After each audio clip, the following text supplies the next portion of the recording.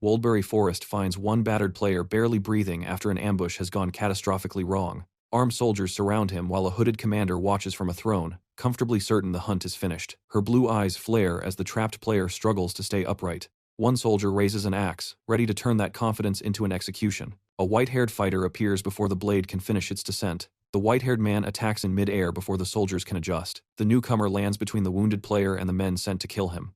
They recognize Hirkan, panic for half a second, and rush him together anyway. He continues the attack before the surviving soldiers can recover. Hirkan stands over the defeated soldiers in Woldbury Forest and speaks to them.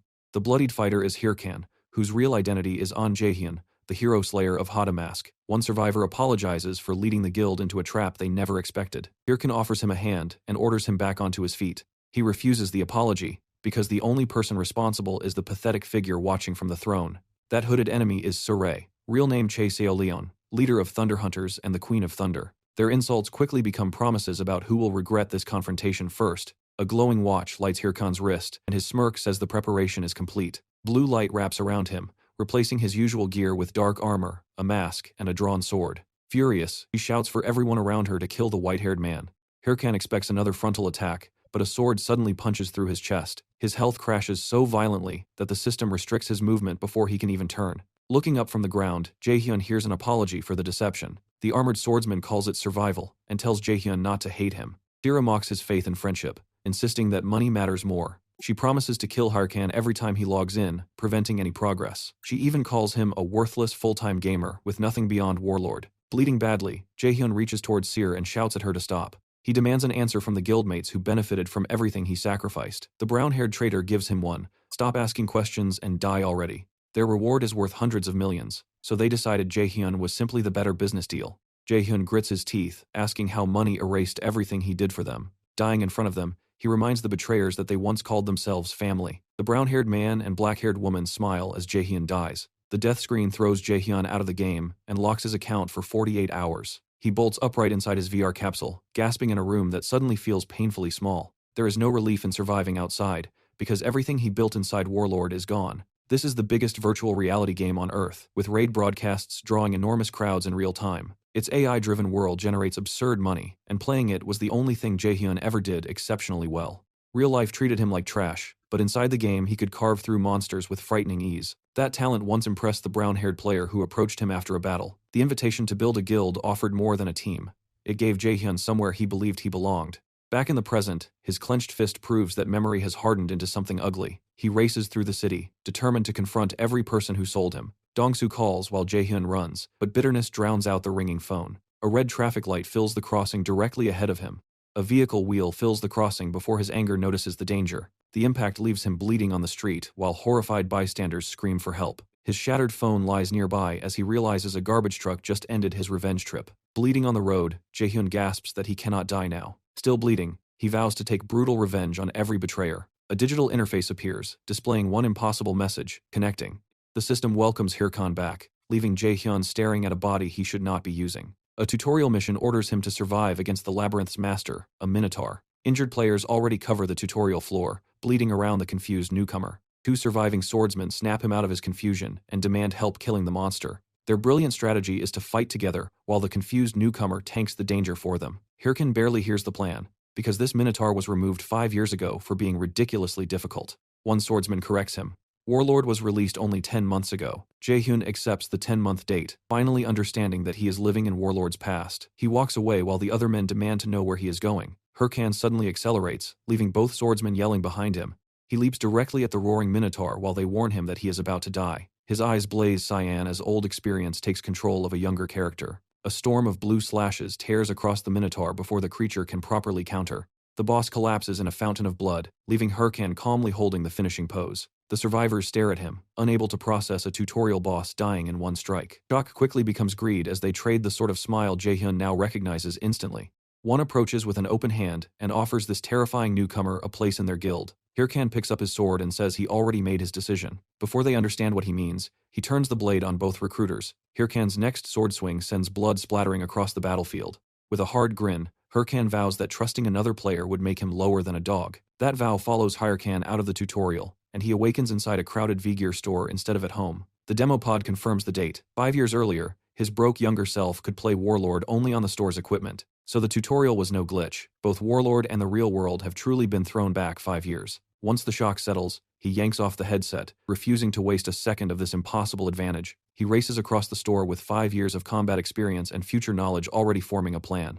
Used properly, that advantage can finally deliver the revenge his betrayal began. First, however, he needs his own V-Gear, so he tries to buy one on credit. The store clerk was startled by Hyrkan's desperation, but tried to process the payment nonetheless. However, as Hyrkan's mind raced with thoughts of vengeance, the clerk informed him there weren't enough credit funds on his card. That's when reality hit Hyrkan. He knew he had no money. Otherwise, he wouldn't have been playing on a demo unit. Even though he couldn't afford it now, Hyrkan knew it was only a matter of time until he earned money through the game. But for that, he needed the gear. Then Hyrkan glanced to the side and saw Che Seolion in an advertisement trying to recruit more players for Warlord. The Thunder Queen was seen as a role model, which was why she was used in game advertisements. Hyrkan realized he didn't have many alternatives. Even though he hated Che Seolion for what she'd done, he knew he couldn't be picky right now. Later, back at his home, Hyrkan received a V-Gear unit. The equipment technician installed the unit for him, leaving it ready for use. Hyrkan realized the only way he'd gotten the equipment was through a loan. He'd borrowed 10 million won from a loan shark. The loan shark hadn't hesitated to lend the money,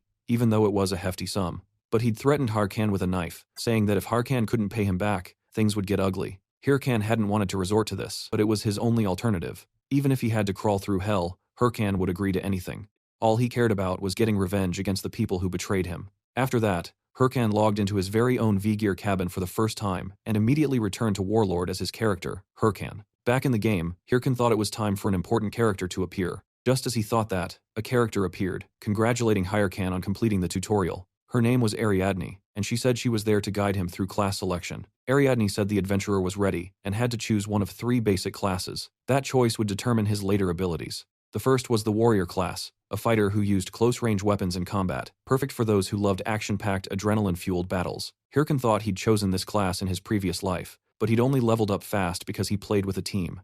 Now that he was alone, it would be much harder. Ariadne also presented the priest class, explaining it was a support class that healed and strengthened allies, but Hyrkan dismissed it, stating he wouldn't waste time with other players. In that case, Ariadne said only the third option remained. Then she blessed Hyrkan with his new class and sent him to the class tower. There, Hyrkan was greeted by an elder. The NPC introduced himself as Golko, the guide to the path of magic. Golko then asked what type of magic Hyrkan intended to learn. Straight to the point, Hyrkan declared he wanted to learn dark magic. Golko was confused by the request and asked if the young man didn't want to learn something else, but Hyrkan insisted he did not. With that, Golko explained that while powerful dark magic devoured the user's soul, making it quite dangerous, Hyrkan stated he was aware of this, and for that very reason, he wished to learn such magic. Due to his persistence, the elder changes his approach and reveals his true colors. Golko says it's been a while since a young man asked to walk this path. After that, Golko reveals a dark tome and tells Hyrkan that if he's ready, he should place his hand on the skill book, but warns him that this path is treacherous, even for the faint of heart. Without hesitation, Hyrkan places his hand on the book. He declares his heart isn't weak, and he wants to get this over with. The wizard begins to laugh maniacally, claiming that finally someone interesting has appeared. For the first time, Hyrkan feels the dark magic. He remembers that in his past life there were mentions of a Necromancer player who once cleared a boss raid solo.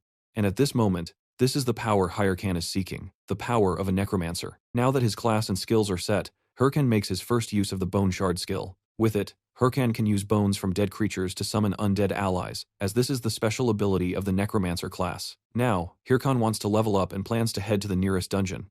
One look at his headless skeleton kills the celebration. This class won't be easy. A short while later, Hyrkan enters the training dungeon, but he laments, remembering the fragility of the skeleton he created. In his first life, skeletons were never this fragile.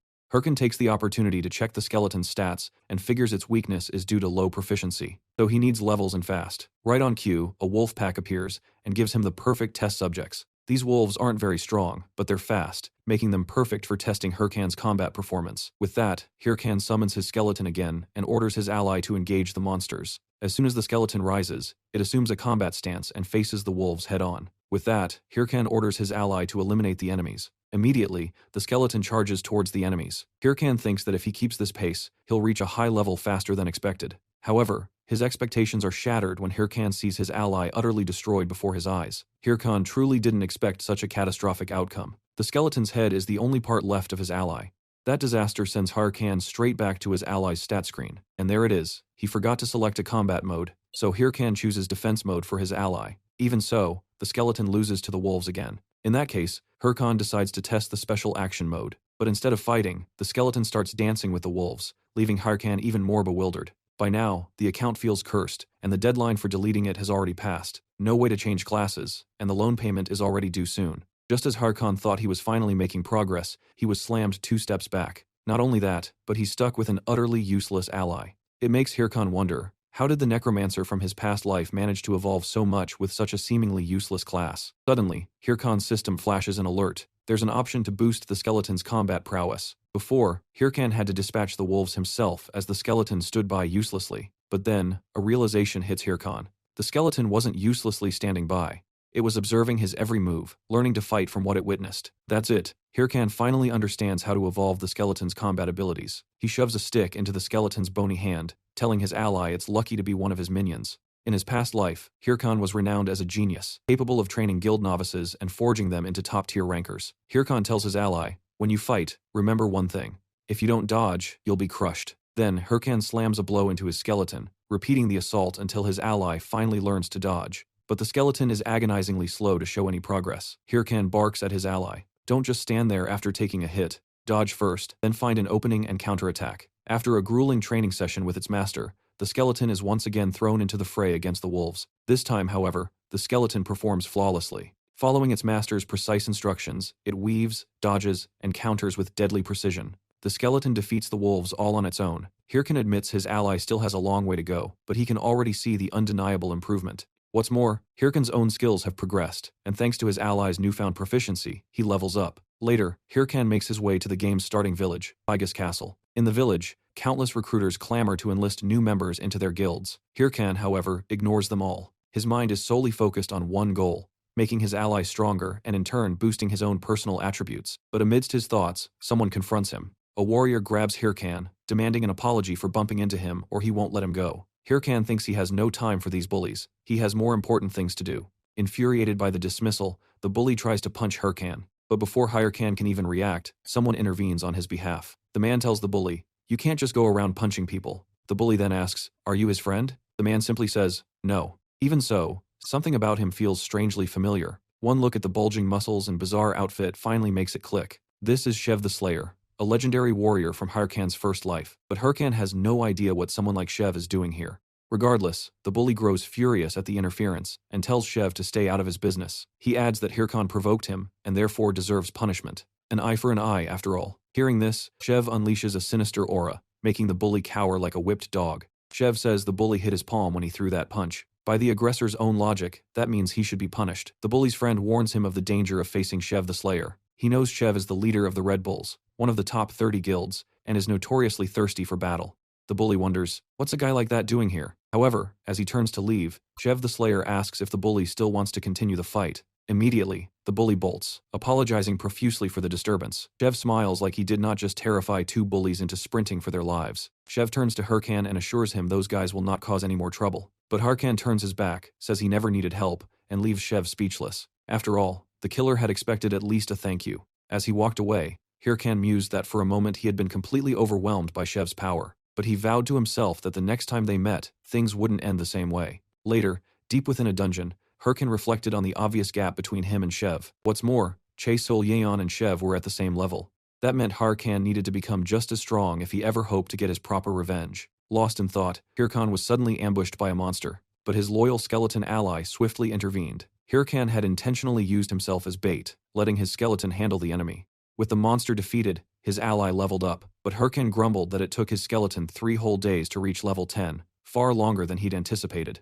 Even so, Hirkan himself had also evolved, and now he possessed the watch, an essential device packed with features, attributes, quests, a map, inventory, and messages. He'd owned an identical watch in his past life, and had been eagerly awaiting its return, but he lamented that his previous attributes had been stripped away. Regardless, Hirkan now had to distribute his attribute points, knowing this crucial choice demanded careful consideration.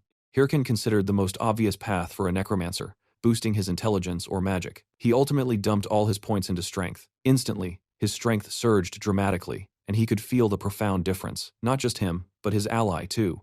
Noticing his skeleton's apparent discomfort, Hirkan reassured it. "Don't worry, I haven't given up on being a necromancer. I'm just doing this to better train my minion." He reasoned that boosting intelligence or magic right now wouldn't make much of a difference, but by investing in strength, he could personally demonstrate every single blow he'd mastered at his peak in his past life. Hirkan declares he's literally staking his life on this, warning the skeleton that he'd better take his training seriously from now on. He also mentions there are other ways to make up for his other stats. Later, at the Fegus Castle branch of the Monster Hunting Association, the host announces new missions have just dropped. A brawl erupts among the adventurers, all vying for the tasks, as missions are still a rare commodity at this time.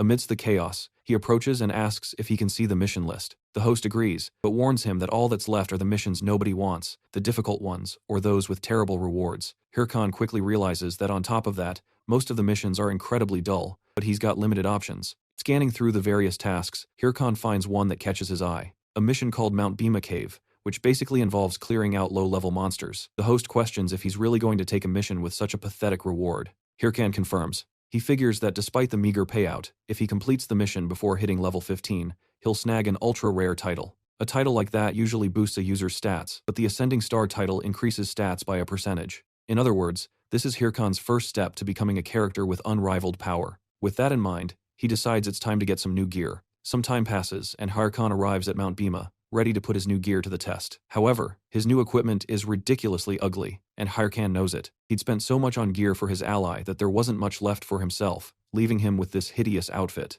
Regardless, he figures he just needs to clear this mission to finally afford some decent clothes, so he dashes off to complete the task as fast as humanly possible. In the same area, another player lay helpless, begging for aid, but his pleas went unheard. This player had just fallen into a trap, and the group that ambushed him lurked nearby, waiting for their next victim. On Mount Bima, an adventurer named Multi had just arrived. Multi was buzzing with excitement, convinced he was incredibly skilled and might even become a top ranker in record time. Lost in these thoughts, Multi suddenly heard someone cry for help, claiming their friend was gravely injured. Multi approached, and the other adventurer explained that he and his friend had been ambushed out of nowhere.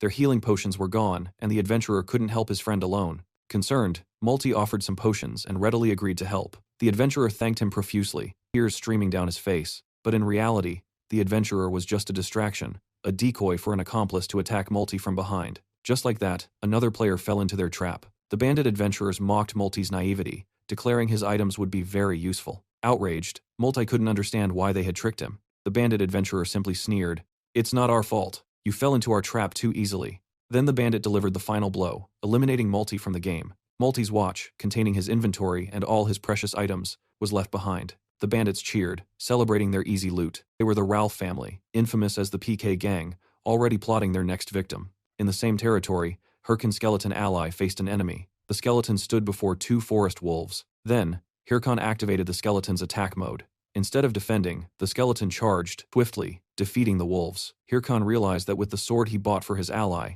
the skeleton could probably take down an entire pack of wolves by itself. Seeing this, Hirkan felt he'd made the right choice, investing in his ally's gear. Believing true gamers focused on performance over appearance. After the fight, the skeleton waited for its master's approval. But instead, Hirkan simply stated they needed to level up fast. So, it was time for the next battle.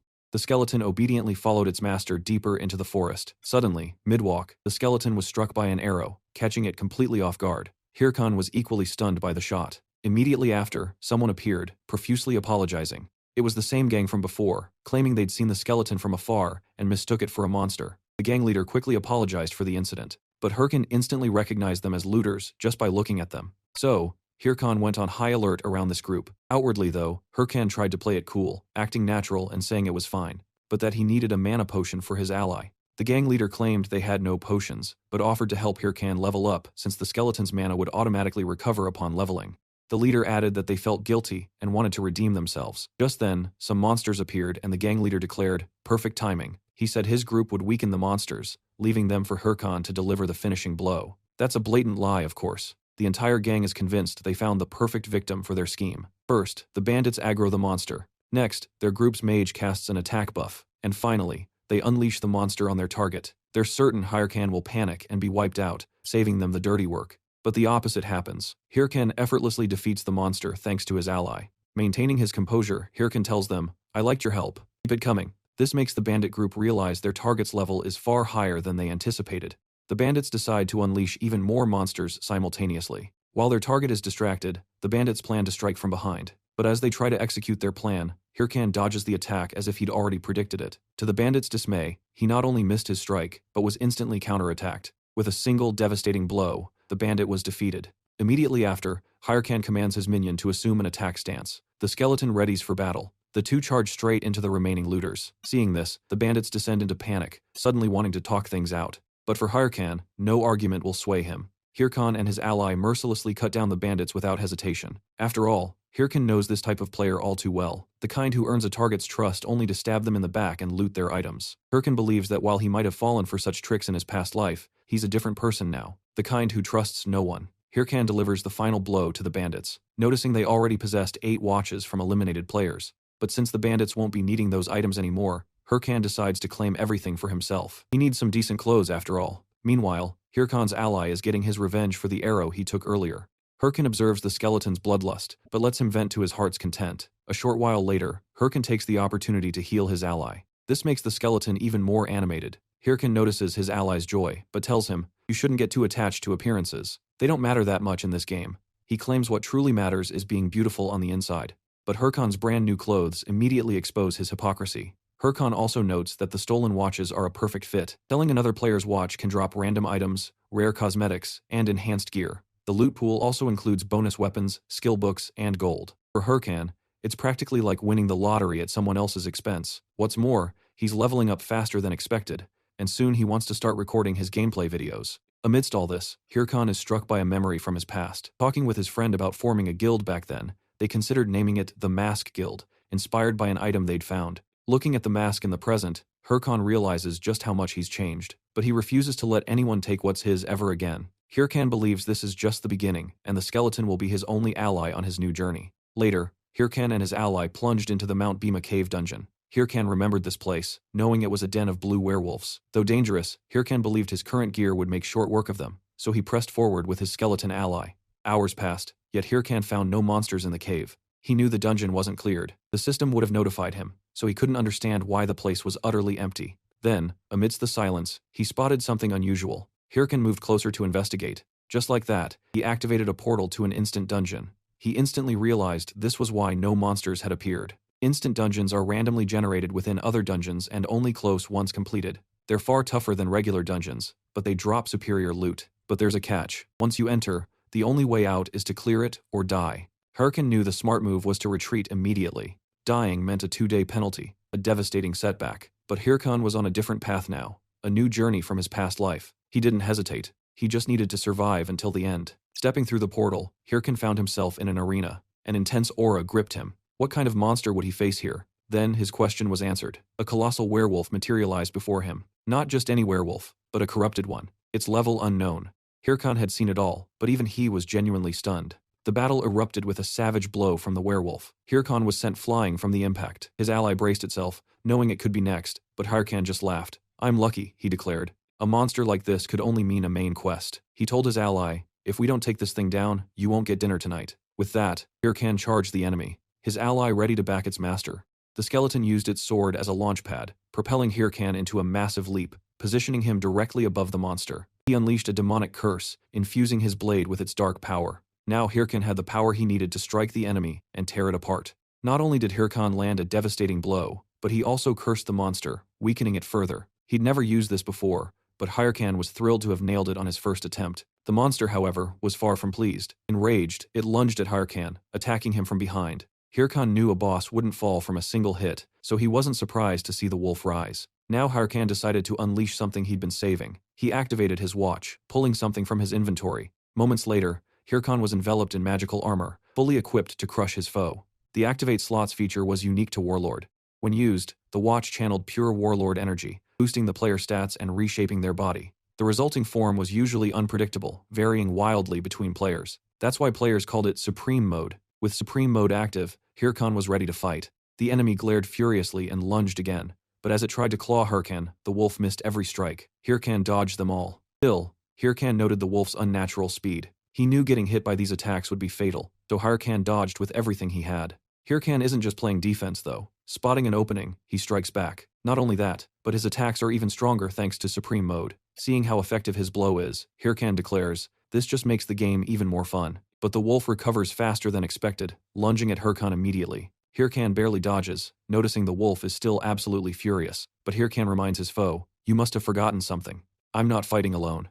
After all, his skeleton ally is ready and waiting. While the wolf was focused on Hirkan, the skeleton seized the distraction to attack. Hirkan tells his ally, "Time to put our training to the test." Confused, the enemy has no idea what's coming next. And to the wolf's shock, Hirkan and his ally strike simultaneously. They hit the wolf from multiple directions, slicing the monster apart and leaving no room for reaction. With the monster down, Hirkan gives himself the kind of review only Hirkan would write. Not only that, but he also reaps the rewards, satisfied with his conquest. After all, tougher dungeons yield the best prizes. Among the items, Hirkan gets the Corrupted Tracker's necklace, a unique and incredibly powerful artifact. He notices this item can't be sold, and is far beyond the normal class of such gear. Amidst all this, Hirkan is stunned to find he's also acquired 3 new titles. One was expected, Rising Star. The second, Hero Challenger, makes sense since Hirkan cleared an instant dungeon solo.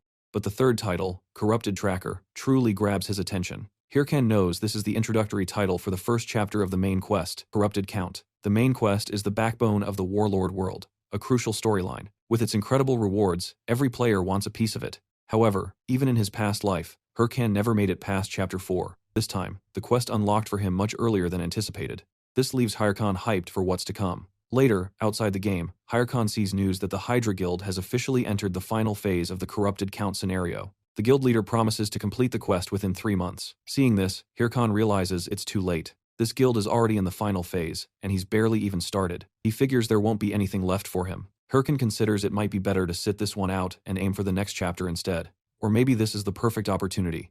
That is because right now the entire world is focused on the Count, and Warlord's first main quest is about to be completed. Hirkan figures if he posts his video about the Corrupted Count, it could go viral in no time, earning him a ton of cash. He thanks himself for recording everything and now wants to post it ASAP.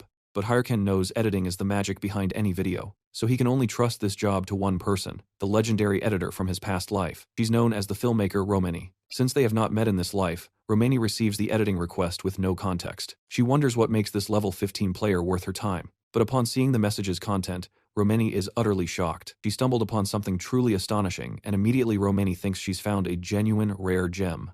A short while later, a sharp businesswoman summons an employee announcing a fresh video about the Corrupted Count just dropped. What truly grabbed her attention was the video itself, a level 15 player single-handedly taking down a corrupted werewolf. Her employee quickly dismisses it, stating his team reviewed the footage and found no value. But unlike everyone else, the director is intrigued. She orders her employee to bring this player to the company. This is Chae Seol-yeon, heiress to Thunder Corporation, South Korea's largest conglomerate, and Hirkan's arch-nemesis from his past life. After all, inside Warlord, she's known as the Thunder Queen.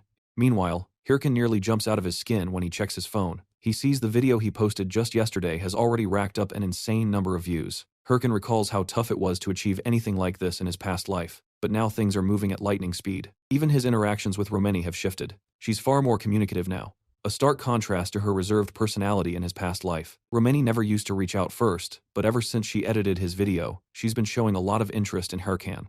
Not only that, but she's become so annoying. Hirkan's seriously considering blocking her. All Romani wants to know though is when Hirkan will edit his next video. But Hirkan has no clue what to do for his next video. Finding another monster like the corrupted werewolf isn't exactly an easy task, so he decides to log into the game, hoping some new ideas will spark. Elsewhere, Chev is glued to Hirkan's video. No matter how many times Chev rewatches it, Hirkan's movements impress him every single time. Plus, Chev has this nagging feeling he's seen this player somewhere before. He just can't place him. Amidst his musings, Yell, an associate from the Red Bulls Guild, asks who Chev is rambling about. Chev replies he's talking about Hirkan, the hottest player right now. His friend teases that Chev has watched the video so many times he's starting to lose it. But Chev insists he can't stop watching. Seeing this player fight is just too thrilling. He even wonders what it would be like to face Hirkan in a duel. But Yell cuts him off, telling him to stop spouting nonsense, because she has a live stream to prepare for. Chev seizes the chance to gush about how much he likes Yell. Yell, however, tells Chev to hurry up. Over 200,000 people are waiting for the stream to start, and they all want to see Chev in action. After all, he's Chev the Slayer, leader of the Red Bulls and ranked 9th in Warlord. A dungeon portal is about to rip open. Chev and his companions stand ready. Then, Chev commands his guild members to brace themselves for the coming battle. Back to Hirkan, he headed to the mission association, but found nothing to his liking. He'd expected as much, yet still held out hope for a worthwhile quest. With no other options, he had to put his video plans on hold. Amidst his disappointment, the host recognized him as the adventurer from Bima Mountain Cave. The man, named Hotan, asked if Hirkan had a moment to talk. A while later, Hotan revealed he knew Hirkan had encountered a mutant in the cave. Hirkan clarified that he'd only found a werewolf with strange eyes. Hotan insists that was exactly what he meant. He believes the defeated monster was probably exposed to corrupted power. Hotan didn't know the corrupted entity's exact identity, but he knew that any monster touching its power went mad and many had fallen victim. Because of this, the association had placed a bounty on this being. Immediately, Hirkan declared he wanted to join the mission to capture the corrupted. Hotan said it was too soon, yet Hirkan insisted. In that case, Hotan decided to give Hirkan a chance. He instructed him to find a person named Ahimbri in Bangsu Castle, east of Figus Castle. He also promised to write a letter of recommendation for Ahimbri to teach Hirkan everything he needed to know. Upon receiving the letter of recommendation, Hirkan celebrated. This was exactly what he wanted. A unique mission like this, becoming a Ahimbri student, would surely make for an incredible video. Ahimbri was one of Grandmaster Bokan's 7 disciples. Every mage yearned to meet him as he was known for distributing rare skill books. In other words, Ahimbri was an incredibly important NPC. Hirkan thought he wouldn't have to worry about material for his next video anymore. But then he remembered something crucial he needed to do before leaving. So, Hirkan headed into a forest and summoned his skeleton ally. Hirkan recalled he hadn't properly checked the rewards from his last battle. He decided to use the werewolf skull he defeated to strengthen his skeleton ally. With a surge of power, the skeleton absorbed the skull's attributes, growing significantly stronger. Next, Hirkan equipped the corrupted tracker necklace, its effects instantly applying to him. With that, Hirkan completed all preparations for his next mission. But before continuing his adventure, he tossed 2 more skeleton skulls onto the ground, and through them summoned 2 additional allies. His initial skeleton seemed shocked by this sudden expansion. But Hirkan declared that from now on, the 3 of them would fight as a single unit. He couldn't wait to see his new ally's strength in action. Soon after, Hirkan stumbles upon a forest bear and is immediately attacked by the beast. But Hirkan dodges the initial strike, only for the bear to lash out again. Hirkan waits for the perfect moment and orders one of his allies to draw the monster's aggro. Instantly, the skeleton charges towards the enemy, but the bear proves smarter than the skeleton, grabbing it and flinging it away. Hirkan declares that such a predictable attack would never work, and his ally needs to strike the enemy's blind spot. So, he orders another skeleton to carry out the task. The skeleton approaches the bear and attempts to attack, but just like the first, the skeleton is countered by the monster. Hirkan rages, seeing his allies fail to follow his orders, exclaiming, "This skeleton did exactly what the last one did." Amidst this chaos, the firstborn skeleton steps forward. Hirkan's hopes ignite, believing this one will finally do it right. So, his ally charges at the bear, attempting to strike with its sword. But just like the others, it too is defeated. By now, Hirkan is one bad explanation away from tearing his hair out. A while later, Hirkan gathers all his allies and declares, "You guys must not have brains. You're reanimated skeletons after all." He then explains that normally when attacked, monsters turn towards the incoming strike. That's why Hirkan says, you need to attack where the monster can't see instead of hitting it head-on. But Hirkan realizes his explanation is falling on deaf ears, and he only grows more furious with his allies. Hirkan admits it's great he can summon 3 skeletons at once, but the problem is they can't work together. All they know how to do is mimic each other's movements, and because they haven't learned to fight as a team, they don't know how to act like one. Plus, they cost triple the mana to summon. Even though Hirkan reached level 20 as he wanted, it seems he'll have to put his video production on hold for a while. Instead, Hirkan wants to train the skeletons for the Bangsu Castle mission. He once thought 3 allies would let him sit back and watch, but that's far from reality. Not only that, but Hirkan won't be able to avoid the vanguard as he wished. That is because all the heavy lifting will still fall to him. Meanwhile, players gather expectantly at the Bangsu Castle Branch Association. Once someone reaches the main hall, everyone erupts into a frenzy. They demand to know what mission this player took, wanting to extract the information by force. Hirkan witnesses it all, and compares the others to hyenas scavenging for meat. He also thinks this type of person can be found everywhere. They don't even try their best. Instead, they prefer to act like parasites. A host tries to greet Hirkan, but he completely ignores him. Hirkan decides no one should know about his mission. So he goes directly to the person in charge and hands over his letter of recommendation. The official confirms the letter and authorizes Hirkan to proceed. Others try to buddy up, hoping to tag along, but Hirkan shuts them down. As he presses forward, Hirkan's mind races, wondering what rewards await him. His main goal, however, is to forge a connection with Ahimbri right off the bat. But when he finally reaches the wizard's chambers, Hirkan is met with utter chaos, a colossal mess. Upon seeing him, Ahimbri declares he has no appointment scheduled. Then he asks the adventurer who he is. Hirkan introduces himself as Hirkan, explaining he has a letter of recommendation. Ahimbri notes that Hirkan is a rookie, yet must possess serious skill to earn such a recommendation. Regardless, Ahimbri hands over the rewards. Hirkan is ecstatic with the rewards. 2 incredibly rare books. But to Hirkan's shock, Ahimbri declares their business concluded, wishing him a safe journey back. Hirkan is stunned. It ended so fast. He'd expected the wizard to hand him a new quest, not dismiss him. He hadn't come all this way just for the rewards. Desperate, Hirkan blurts out that he'll do anything to become an apprentice, practically begging for a chance. Upon hearing this, the wizard asks if Hirkan is serious. If so, the wizard has a task for him. The wizard then demands Hirkan an egg directly from its nest. But here's the kicker. The quest offers no reward, leaving Hirkan utterly bewildered and terrified. In the same spot, another player approaches, sporting incredibly expensive gear. The player immediately draws all eyes. He strides in, declaring, "So, this is where Haho Mask is, huh?" Hirkan curses his luck, lamenting such a pathetic quest from an NPC. He'd hoped for a grand main quest, not a measly, unrewarded egg-gathering chore. Confused, he questions if this mission is even worth his time, until someone approaches and asks about the mission. The moment they hear Hirkan received a quest, players swarm him like a hungry mob. Hirkan had completely forgotten about these vultures and now finds himself trapped with no escape from the surging crowd.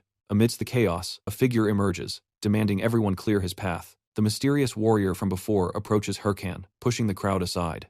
The warrior then asks if Hirkan has a moment, as he wishes to speak privately. Annoyed, Hirkan wonders who this man is. He's not interested in talking, and rejects the offer. But the warrior calls him Mr. Haho Mask and asks for his cooperation. Away from the others, the two stop to talk. The warrior apologizes for his initial approach, explaining he urgently needed to speak with Hirkan, and couldn't do so with others around. From the warrior's gear, Hirkan deduces he must be a ranker, but he doesn't recognize his face. More importantly, Hirkan wants to know how this guy knows him until he gets more information. Hirkan decides to remain cautious, so he asks why he was called Haho Mask. The warrior reveals he knows who Hirkan is and that he just received a quest from the wizard. Hirkan cuts straight to the chase, asking who he is and what he wants. He also states he's not willing to waste time fighting. The mysterious figure stares at Hirkan. Then he says he made a mistake and apologizes. Hirkan maintains his clueless demeanor and accepts the apology.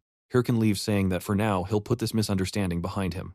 After Hirkan walks away, another player speaks up and the warrior from before says they might have found the wrong person. Only an inexperienced player would leave his watch exposed so carelessly. The other player comments that the Corrupted Count's quest is almost over, suggesting they no longer need to watch the NPC wizard. But the warrior with glasses insists that the Nest Egg quest is the main mission. They can't afford to make a mistake at this point. After that, each returns to their position. From a distance, Hirkan watched everything. He noticed the warrior who approached him wasn't alone. Hirkan concludes the two must be part of some guild. However, instead of offering a deal, as is customary, they took a different approach, suggesting they aren't from a common guild. What bothers him most, though, is not knowing who these players are. However, one thing is certain. Hirkan discovered the egg quest is more than just a simple collection task. These players probably watched his video and came after him because of it, but by letting him go so easily, they must not care who Haho Mask is, but rather about the Ahimbri quest. Hirkan doesn't know much about this quest, but he knows he needs to avoid drawing attention until he completes it. He was exasperated that more lunatics were still showing up to ruin his day. After all, his past enemies like Che Seol-Yeon were already enough trouble to deal with. Speaking of her, Che Seol-Yeon's secretary Park Suji appeared with a bottle of water. Park Suji asked about the guild's entrance exam. Che Seol-Yeon replied, "It was a waste of time. All the candidates were incompetent." Che Seol-Yeon then asked for an update on Haho Mask. Her secretary, Park Suji, said Hirkan hadn't responded to their contact attempts, so he'd probably joined another guild. Furious, Che Seol-Yeon demanded if Park Suji was sure. Park Suji admitted she wasn't, and her boss instructed her to investigate further and return only when she had concrete answers. Before Park Suji left, Sean asked what the chairman had said. The secretary reported that the chairman hadn't responded yet. Che Seol-Yeon concluded that the chairman's silence meant Warlord was doing exceptionally well. She remembered the chairman had tried to arrange a forced marriage when she'd first mentioned playing Warlord. Regardless, Che Seol-Yeon instructed Park Suji to find a new batch of candidates and prepare a report for the very next day. Park Suji protested that the deadline was too tight, but her boss wouldn't hear any excuses and simply walked away, leaving her to talk to herself. Back to Hirkan, he was in a different environment. He noted it had been a while since he'd last visited the lizard swamp. He believed the mission shouldn't be too far from the wizard's castle, and since he had to collect an egg, Hirkan figured it belonged to some creature living in this very swamp. Since the monsters here were high level, Hirkan decided it was best to use the skill enhancement he'd acquired. To do this, he needed to draw a mark and conjure the correct spell. With that, he activated the Helm of Madness on his skeleton. Immediately, the effects began to manifest on his ally. Hirkan was positively surprised to see it, so to test if it worked, he ordered the skeleton to attack him. But he'd forgotten there was a chance his ally could lose its sanity in the process. Upon receiving the order to attack its own master, the skeleton didn't hesitate and lunged forward.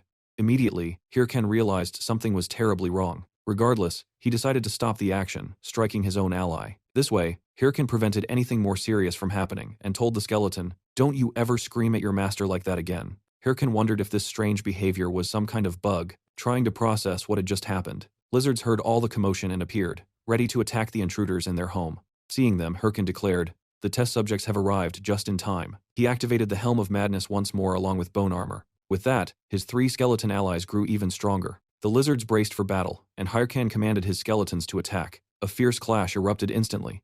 It didn't take long for the skeletons to gain the upper hand, overwhelming the lizards. Soon after, every enemy was defeated. Hirkan was thrilled to finally get a satisfactory result from his team. He declared that now he could truly hunt monsters while searching for the egg, no longer in a rush to complete the task. After all, Hirkan wanted to evolve as much as possible. But as he spoke to his team, someone was watching him. This woman was Ilya, and she was utterly convinced of her own beauty. She believed everyone adored her no matter what she did. Because of this, her life had been incredibly easy. Whenever she feigned trouble, her slaves would instantly appear to help. But amidst her trek through the swamp, Ilya slipped and fell face first into a puddle. Furious, she declared, "I hate this place." Ilya had only ended up there because one of her slaves had brought her to level up, but he had died, leaving the girl helpless and clueless. The monsters here were far too strong for Ilya to handle alone. When she spotted Hirkan fighting, she immediately thought he was perfect to be her next slave.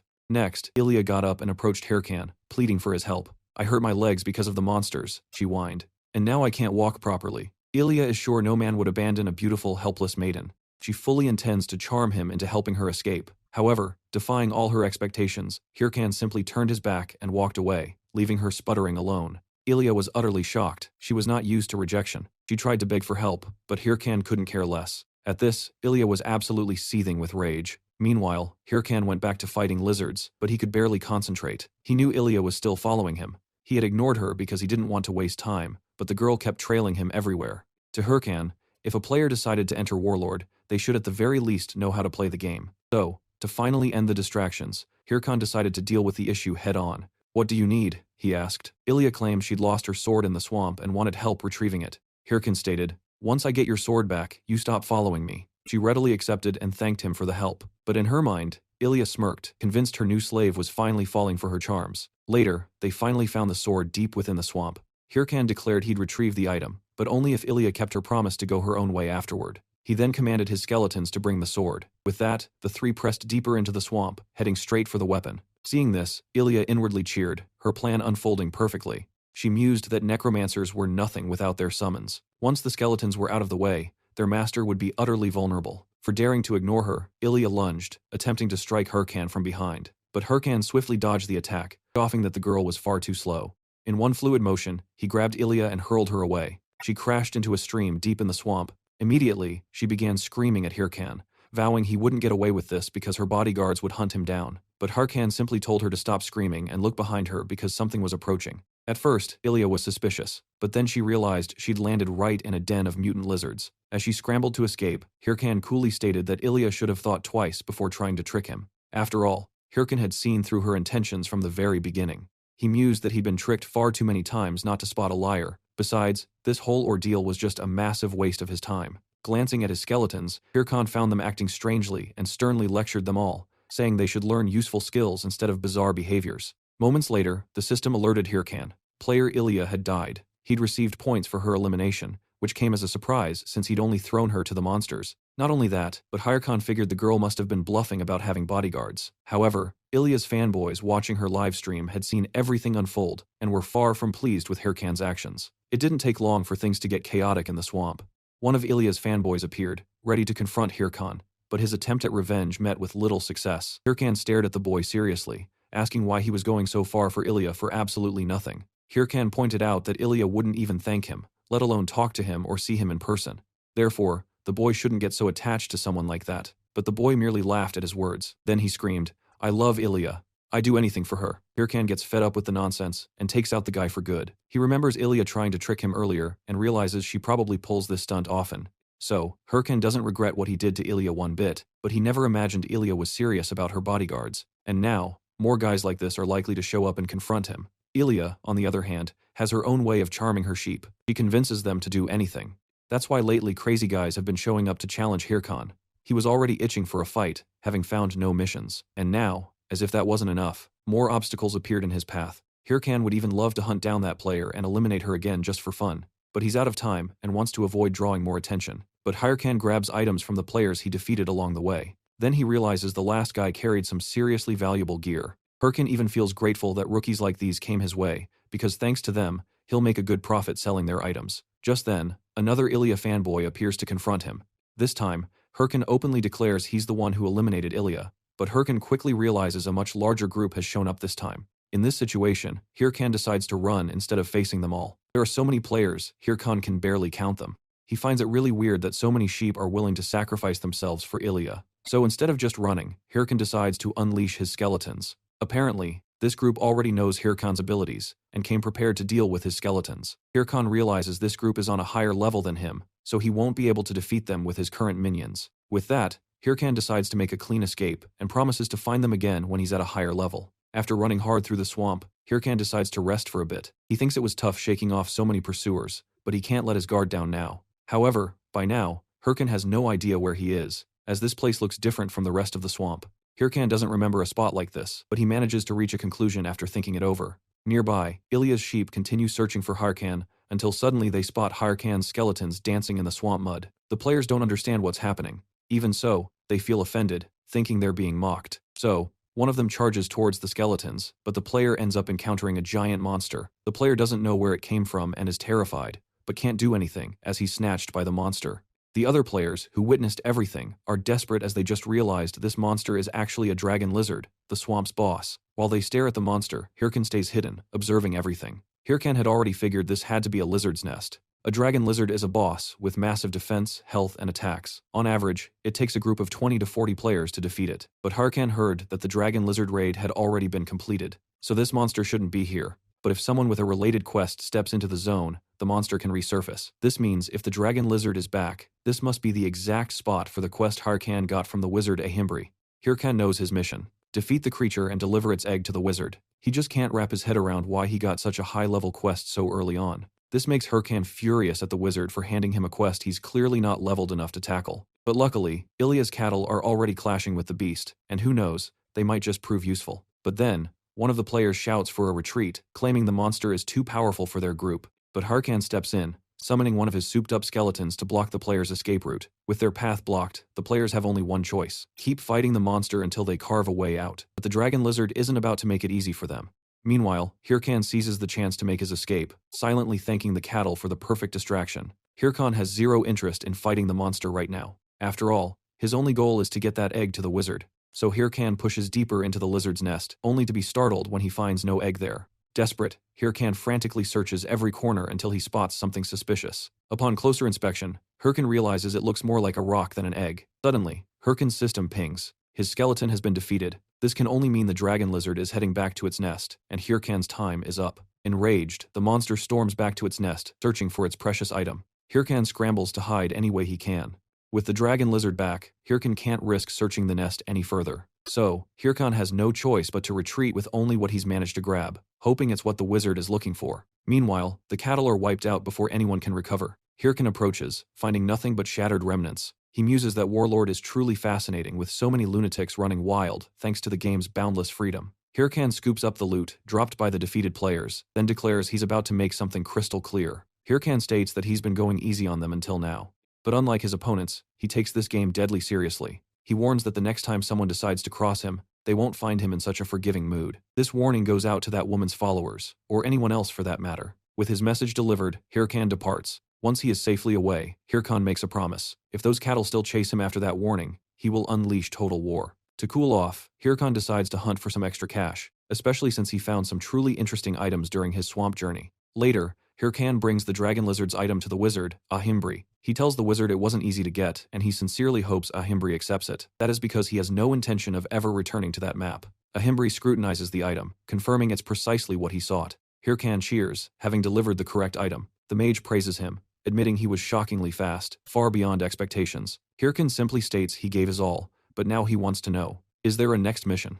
Ahimbri then asks if Hirkan knows what that mysterious item truly is. The mage explains that he and his group discovered this thing while investigating the mutant monster zone. Thus, he's dubbed it the Stone of Corruption. For Hirkan, this revelation explains everything, including why those shadowy figures were hunting him before. An item this crucial is undoubtedly linked to the main quest. Those players were desperate to ensure no one else got their hands on it, as it would severely impact their own progress. Hirkan initially thought he'd been conned into this mission, but now his opinion has completely flipped. Ahimbri admits he knew the mission was difficult, but he needed to test the resolve of a potential disciple. Now that Hirkan has proven his worth, Ahimbri asks, "Are you ready to fight corruption?" Hirkan sees this as a golden opportunity, not even considering rejection. However, Mage Ahimbri declares, "Hirkan, you're not ready yet. Difficult missions like these aren't for rookies." Hirkan instantly realizes his level is still far too low to proceed. Still, Ahimbri states he's willing to accept him as a disciple, if Hirkan asks politely. A short while later, Hirkan storms out of the mage's room, utterly annoyed. He hated the NPC's condescending approach and increasingly suspects Ahimbri is nothing but a scam artist. Some time passes, and the very same dragon lizard is finally defeated. A formidable group of high-level players had teamed up to eliminate the threat. The guild captain gathers with the others to catch their breath. He approaches an allied player, remarking, "You're stronger than I expected, partner." The captain then thanks his helper for the crucial assistance during the battle. This helper, who once tried to corner Hirkan, is now cleverly disguised among these lower-level players. The guild captain declares, "Without you, we wouldn't have won," and thanks him for accepting the task in exchange for payment. The captain, in turn, offered the helper a handful of gold, but the helper refused, stating it wasn't the promised payment and that he disliked breaking the rules of the game. The captain was stunned. Helpers always took money as a reward, but this one was different. Not to mention, the helper was a high-level ranker on a mission far below his current skill, only fueling the captain's curiosity. As promised, the captain lets the helper keep anything from the creature's nest. Still, he warns there probably will not be anything inside. The player, however, only cared about finding the corruption stone. That's why he took the quest. The helper had heard the lizard dragon reappeared, and feared Haho Mask would defeat it first, so he wanted to get ahead. Since that hadn't happened, he figured the corruption stone must still be in the nest. This player knew defeating a boss wasn't as easy as it seemed. He was more than capable, certain his reward awaited him. But upon reaching the nest, he found nothing. The helper was enraged. Someone had gotten to the stone before him. Back with Hirkan, he was home, sensing it was time to turn his life around. Throughout his new journey, Hirkan had often said that beyond his revenge, he also wanted to enjoy some quality food at some point. So now he was determined to have a decent meal. Hirkan had tried to save as much as possible as a precaution, but now that he'd secured the main quest with the wizard, he figured financial troubles were behind him. Hirkan had also raked in a ton of loot from defeated players, so he figured it was only fair to get a reward after a mission like that. Checking his bank balance, Hirkan imagined a juicy steak, but after paying off his debts, he was left with less than 1,001. That wasn't even enough for instant noodles. Hirkan wondered why he was broke after all that hard work. Just as despair gripped him, he got a message from Romani asking if he wasn't going to get back to his videos. He realized he hadn't talked to his editor in a while, and forgot to update her on recent events. After all, Hirkan couldn't record because he wanted to stay out of the spotlight for a bit since he was being watched. But then he thought about it. Hirkan didn't think it was fair to starve because of some weird players. He couldn't care less about that anymore. So, he decided it was better to do what he had to instead of hiding.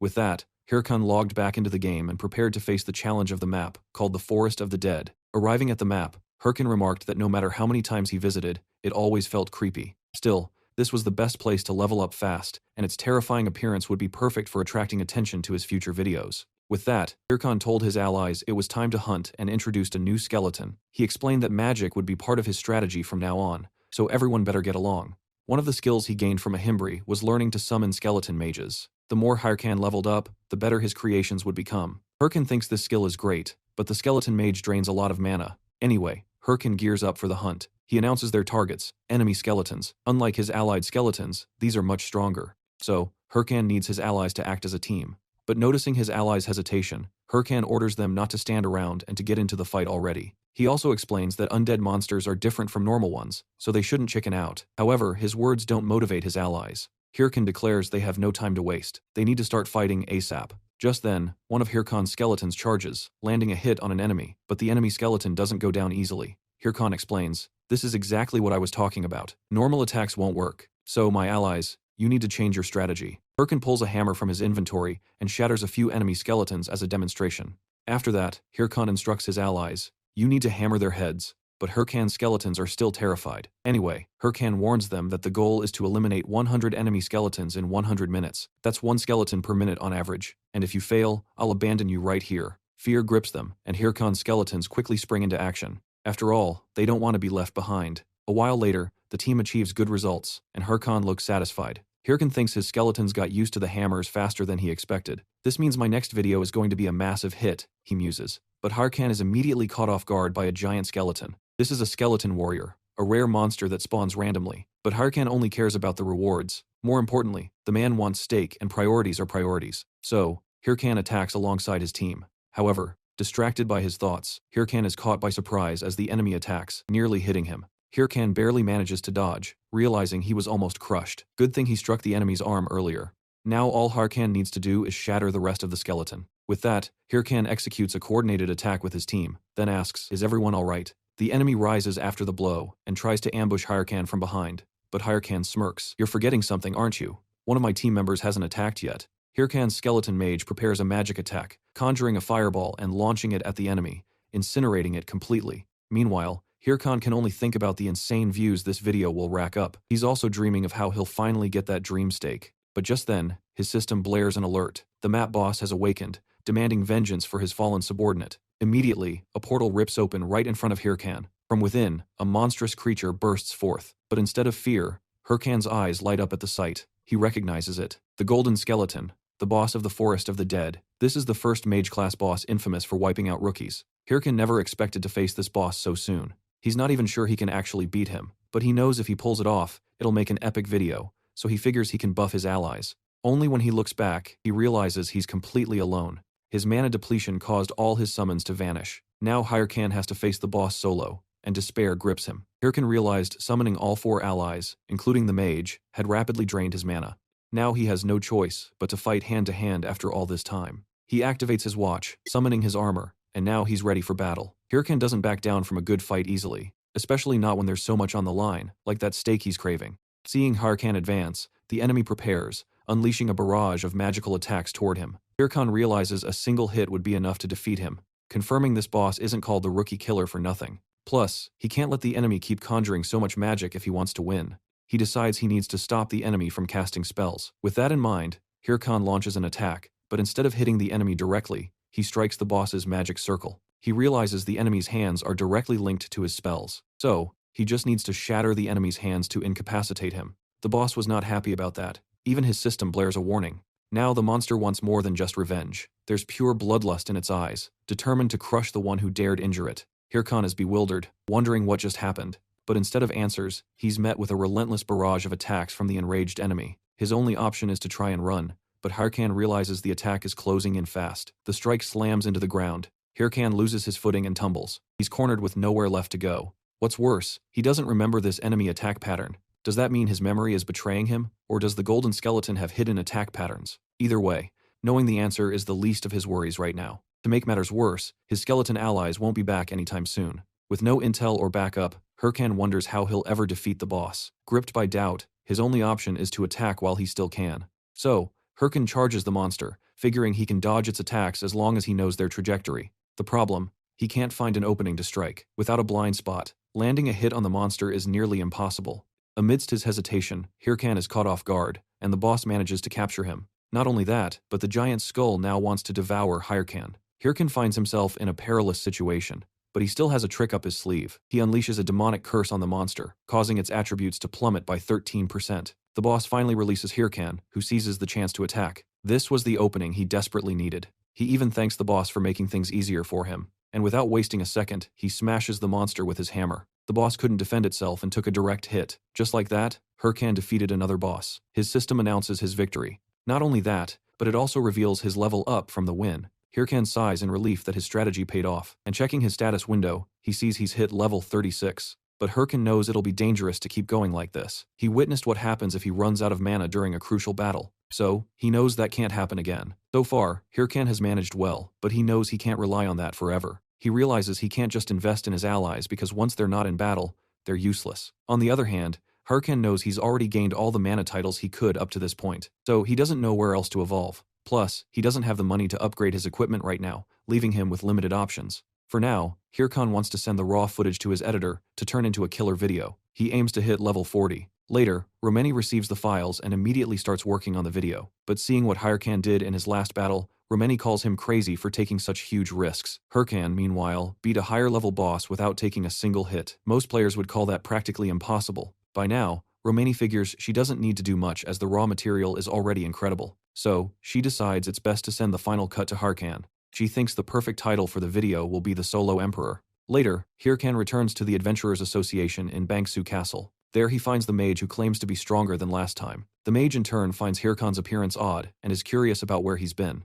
Anyway, the mage hands over the promised reward. For completing the quest, Hirkan receives a magic book. Hirkan realizes the book is about osteology, an incredibly rare necromancer skill impossible to find on the market. What's more, the mage also hands over the corrupted tracker's ring. He explains that he used the stone Hirkan brought to craft the item. With this ring, the user can wield corrupted power to their advantage. Hirkan's eyes gleam, knowing the importance of such an item. But as he reaches for the item, the mage says he can't hand it over to Hirkan just yet. He states that his apprentice will have to earn it, and Hirkan will have to take it if he can. Hirkan realizes the mage isn't going to make it easy. So, Hirkan starts chasing the mage to finally claim the item he so desperately desires. Later, Hirkan has the ring and wonders why the mage acted that way. He thinks that if the mage weren't an important NPC, he would have already eliminated him. At least he got a new quest. Earlier, the mage had mentioned losing contact with an agent named Migi and asked Hirkan to visit Suryu Castle. Even furious inside, Hirkan decides to let it slide this time. Hirkan knows Suryu Castle is a very high-level area, so he decides to level up on his way there. Meanwhile, Romeni contacts him saying he just posted the latest video and Hirkan needs to see something. Hirkan checks it out and sees the video's numbers are mind-blowing. Not only that, but the earnings from it are skyrocketing too. Shocked, Hirkan stumbles backward. After all, he'd never seen such incredible numbers before. But one thing is certain. With numbers like these, the menu has officially stopped being a problem. Hirkan expected positive reactions to his video, but the results blew all expectations out of the water. He is so hyped that logging off for a real meal suddenly feels like the main quest. Everything else can wait 5 minutes. But Hirkan receives an unusual message. The leader of the Thunder Hunters Guild sends Hirkan a recruitment offer. Obviously, Hirkan knows exactly who this woman is, because in his past life, Chae Sil-yeon relentlessly tried to recruit him. Due to his refusal, Hirkan became persona non grata and was intensely hunted by her and her guild. That's why Hirkan doesn't even consider accepting the offer. Stopping to think, Hirkan realizes he's acting exactly like he did in his past life. A flashback shows that once Hirkan was outraged by Chae Sil-yeon's persistence, he didn't understand why she kept trying to recruit him when he was already part of a guild. At the time, one of his allies said Hirkan was lucky. That is because the Thunder Hunters Guild was one of the best, and being considered by them meant the player was incredibly skilled. Furthermore, the guild leader was the daughter of a wealthy family, and people who worked there often earned exorbitant salaries. His guild partner said Hirkan was truly talented, and the videos they made always brought in good returns. Not only that, but his partner also said Hirkan was too good to stay in a small guild. But Hirkan claimed he didn't care about wealth or fame. He believed his guild had potential, and would likely grow over time, and that money would also come in gradually. That's why Hirkan preferred to remain in his guild, rather than join another. At the time, his partner couldn't convince him. Back in the present, Hirkan realizes that even then, there were signs of what was to come, but he hadn't noticed. Even so, Hirkan believes he didn't deserve to be betrayed by his companions. But Hirkan thinks it's not the time to dwell on the past. He needs to focus on his goal and can't abandon the game now. After all, he'll have time to use that money later. Besides, it's too early to be satisfied when he can still earn so much more. With that, Hirkan summons his skeleton companions again. He says that last time he did all the heavy lifting. So Hirkan will start a new training regimen with them to boost the entire team's effectiveness. Precisely so, what happened last time doesn't repeat itself. Hirkan remembers that in the past his companions always slacked off during training, but now his skeletons at least obey his commands. With this, Hirkan believes he has everything he needs to make a difference in this life, so Hirkan just needs to get stronger to achieve his goals. Hirkan tells the skeletons their next destination is Suryu Castle. Along the way, they'll grow stronger. Hirkan explains that the training is quite simple. Run until they reach the objective. But if anyone falls behind, they'll get a beating until they start running again. With that motivation, everyone starts running like never before, because they don't want to be punished. Far from there, Chae Sil-yeon reflects for a moment until someone approaches and asks what she's thinking about so deeply. This is Hatch, an affiliate of the Thunder Hunters Guild. Hatch tells the leader that the meeting is about to begin. He also says the guild isn't progressing on the corrupted count mission, and still hasn't found any clues for the next one. Chae Sil-yeon says she feels humiliated knowing the Hydra Guild got ahead of them on this mission. Hatch says the meeting is precisely with the leaders of all 30 top guilds, and they might discover something important. However, Chae Sil-yeon says there's no way such a meeting will be useful, but she'll be there. So, all that's left for Hatch is to wish his guild leader good luck. Back to Hirkan. The success of his latest video almost made him lose control with all the money he earned. But his hatred for Chae Sil-yeon brought him back into focus, and he decided to continue the game instead of abandoning it. Upon returning home, the first thing Hirkan did was pay off all his debt to the loan shark. He wanted to get rid of that problem once and for all. Next, Hirkan bought rare skill books to gain more advantages in the game. However, after spending all the money he earned, Hirkan was broke again as his bank balance hit zero. Although he only spent the money on necessities, seeing his bank account empty was still painful for Hirkan. To shake off the frustration, Hirkan focused on mastering his newly acquired skills. His first new skill was Skin Graft, an ability that significantly boosted his defense. Thrilled, Hirkan immediately put it to the test. Paired with his Skeleton Warrior's Essence skill, his defense skyrocketed.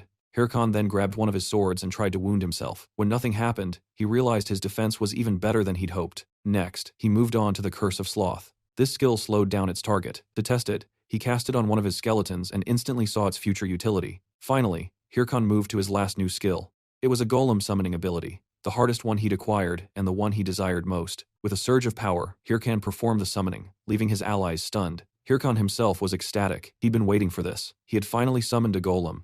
Gazing at his creation, Hirkan declared, "A necromancer is nothing without a golem. This creation is more reliable than any tank I've ever known." What's more, the golem boasted a copy mode. Activating it would allow Hirkan to synchronize his movements with the golem's movements. He believed that combining the golem's raw strength with his own battle skills would make him unstoppable in future fights. However, when he tested this option, disappointment washed over Hirkan. It didn't work as intended, making him suspect a game bug. But then, Hirkan saw the golem move, throwing a punch, albeit with a significant delay. He quickly realized the problem lay in the golem's sluggish movement speed. This infuriated Hirkan. After all, the entire game was built on a pay-to-win model. Meanwhile, the guild leaders' meeting was underway. Nurgle, leader of the Ares Guild, thanked everyone for attending. Shev, the Red Bull Slayer, was also pleased to see so many familiar faces. Berg, leader of the Big Smile Guild, looked far from pleased to be there. Leon showed no satisfaction at all in attending the meeting. Berg grumbled that out of 30 invited guilds, only 4 had bothered to show up. Shev, however, countered that it was more than he'd expected. Nurgle, the organizer, was genuinely surprised by the low turnout. The top 30 guilds are locked in fierce competition. That makes even this partial meeting an extremely rare event. Nurgle revealed that the Hydra Guild had uncovered the corrupted Count's identity and was planning a final raid in a month. Shev admitted it was impressive that no other guild had even come close, putting Hydra far ahead of the pack. Berg warns that Hydra could monopolize every future main quest. If that happens, everyone else is finished. Leon finally spoke, telling Berg, "You and anyone else who's scared should just shut up." Annoyed, Berg shot back, "Are you looking for a fight?" But Shev and Nurgle quickly intervened, reminding them that this wasn't the purpose of the meeting. Nurgle then proposed an alliance against the Hydra Guild. If they all agreed, they would promise to cease hostilities until the corrupted Count mission were complete and share all intel. Shev wasn't a fan of these deals, but he saw no other way out. He wasn't alone in that thinking, even if they hated each other. There was no choice but to accept the alliance, and that included Cheon. Later at her home, Leon reflected on what had happened while taking a bath. She thought it was even more humiliating than she'd imagined. Not only had she failed to defeat the Chapter 1 boss on her own, but she also had to stoop to an alliance with rival guilds. But Leon knew there was nothing else to be done. After all, if the Hydra Guild completed the quest alone, it would be bad for everyone. Better to share the spoils with an alliance than end up with nothing. Concluding her thoughts, Leon decided it was best to wait for the next opportunity to strike. Next, Leon ordered all her guild members to keep a close eye on Hydra and report any suspicious movements. Victory was her only goal, no matter what it took. Back with Hirkan, he found himself at the Adventurers Association once more. An NPC asked him to go to Boaru Forest. The NPC explained that Agent Migi had vanished there, so Hirkan would likely find clues to his disappearance. But Hirkan argued that the area was swarming with level 70 monsters, and at his current level, he couldn't even set foot there. But the NPC insisted that Hirkan, as a Himbri's apprentice, was perfect for the mission. But if he refused the task, he'd lose his status as a corruption tracker. After leaving the Adventurers Association, Hirkan felt lost. The quest window flashed warnings about the dangers ahead. Plus, if he didn't accept, he'd lose everything he'd achieved so far. Hirkan realized that taking on quests above his level to power level faster had completely backfired. He'd even completed tough missions before, but luck had been on his side until now. But by constantly accepting quests beyond his capabilities, the game had somehow prepared an even greater challenge. And the fact that Hirkan couldn't abandon the quest only made his situation worse. Amidst his turmoil, Hirkan overheard other players talking. They were saying the Hydra Guild was close to completing the main quest. The other 30 top guilds hadn't even come close. The biggest question among players was what would happen to the other main quests if the corrupted Count was defeated. Hearing this, Hirkan had an idea. He thought he might not have to go to Boaru Forest after all. Far from there, a group of players watched a castle. One of them cheered, saying the mission was almost over. He hated constantly watching that place. The other player was Natal, a commander of the Hydra Guild. Natal told his ally not to get ahead of himself. The mission wasn't over yet. They needed to keep monitoring the castle until the corrupted Count was defeated. Plus, they had to be discreet to avoid leaking any information. But then, another player burst onto the scene, shouting. His name was Kim, rank 3 of the Red Bulls Guild. Natal demanded to know what a Red Bulls member was doing there. Kim declared that the mountain boss was high level, so he was going to defeat it, and asked if Natal and his ally weren't there for the same reason. Unable to reveal the truth, Natal said yes. However, Kim remarked that they didn't look so good. But either way, Kim would leave them to continue his mission. The sheer informality of this approach left Natal fuming. Next, Kim contacts his guild leader, reporting he found the Hydra commander on site, which confirms their intel. Chev, the assassin, can't believe his ears. He'd received an anonymous tip about the corrupted count's location and dismissed it as a lie. Yell warns that such valuable information given freely must be a trap, but Chev thinks it might be an inside job from the Hydra Guild, perhaps someone holding a grudge. Either way, they can't be picky. They have to work with what they've got. Kim, in turn, asks if he can start a fight to buy time. Chev refuses, ordering Kim to retreat for now. If this is truly the Count's location, a larger Hydra force must be nearby. Chev can't afford to lose a good ally right now. Kim, however, believes he's not important enough to be an enemy target, but his carelessness proved to be his undoing. Kim was attacked, alarming his superiors. With a sword at his throat, Kim reveals his guild wasn't the only one to get the anonymous tip. He announces the arrival of the Thunder Hunter's princess. This princess, Hahi, demands Kim spill everything he knows or he'll be eliminated. Far away, a fierce bear prepares for battle. On the other side, Hyrkan's golem stands ready. The bear strikes first, slamming into the stone giant. After defending against the onslaught, the golem tries to counter, but its sluggishness prevents it from landing a hit. The bear turns it into a punching bag. Instead of focusing on the fight, Hyrkan wonders why everything is so quiet. Hyrkan had sent out emails with the Count's information, already knowing it from his past life, and was expecting replies. He did this believing it was the only way to avoid the Boaru Forest mission.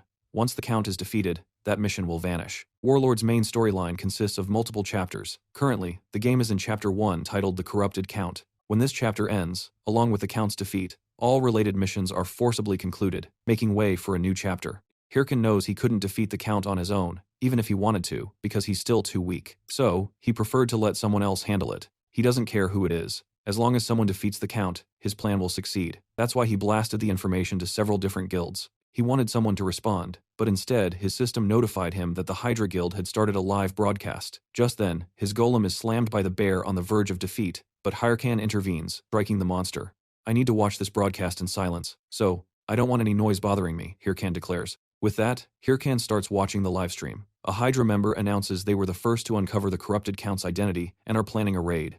They even have a date set. Hyrkan listens intently, hoping it's still this month. And when he hears the raid date, Hyrkan is utterly stunned. The Hydra Guild spokesperson reveals they've planned the raid for 3 days from now. Hyrkan is ecstatic. It's much sooner than he expected. He's so happy he can barely hold back his laughter.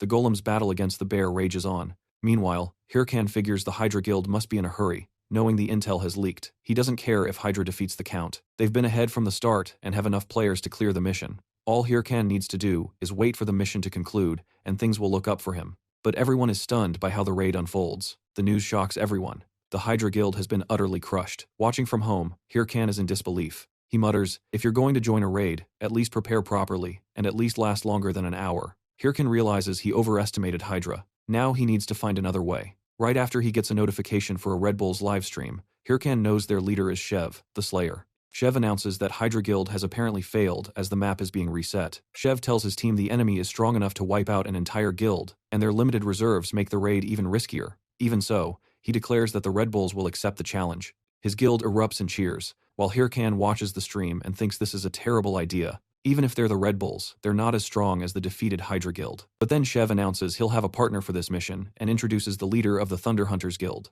the Thunder Queen. Che Seol-yeon, and Hyrkan is absolutely floored by this. He never imagined Che Seol-yeon would agree to ally with a rival guild. A flashback reveals that while he was at his camp, Shev was approached by Che Seol-yeon. He said he hadn't expected her to request a meeting like this. Che Seol-yeon stated she had no ill intentions. After all, they were allies for now. However, Shev countered that one of his own had been beaten by the Thunder Queen. Che Seol-yeon dismissed it as a mere setback, but insisted she was there to talk business. She'd heard Shev had received intel about the corrupted Count. Shev tried to dodge the question, but Che Seol-yeon claimed they had no time for games. She'd confirmed the same intel with other guilds before setting up this meeting with Shev. Che Seol-yeon also pointed out that Shev wouldn't be able to track down something like that alone, so he obviously had outside help. Cornered, Shev finally relented, but claimed he didn't know the source of the information. After that, Che Seol-yeon asked if Shev truly believed in the Hydra Guild's success. She didn't think they could win. After all, Hydra had rushed their raid, wanting to be pioneers. However, a main quest like this wasn't something to be tackled so hastily. Che Seol-yeon believed the smartest move was to let other guilds try first,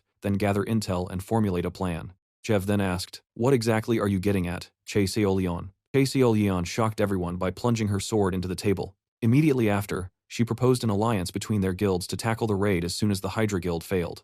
At first, Shev thought Che Seol-yeon was bluffing, but then he saw her unwavering determination. Back in the present, Shev realizes Che Seol-yeon wasn't just all talk. She's giving her all in the joint raid. Together, they manage to reach the Count. The Count, however, isn't fazed by these players. He unleashes all his monsters to confront the invaders of his home. Chev realizes that even with 2 guilds, they're losing ground. Still, he watches Leon fight to stay firm. Seeing this, Chev vows to protect her. He tells the Thunder Queen to advance, promising to clear a path for her. With that, Leon pushes forward, leaving Chev to cover her rear. But as she charges towards the Count, the enemy sneers, asking how Leon dares to confront him. He unleashes a barrage of attacks at her, but she dodges every single one. It doesn't take long for Leon to close the distance. Leon tries to finish off the enemy, but she's caught off guard, struck by the Count. The Count wouldn't be defeated so easily. He managed to ensnare his target in a trap. Seeing this, Chev grows worried. However, Leon hasn't given up yet. She gathers her strength, slicing through the tentacles that bound her. Now she's more determined than ever to defeat the enemy.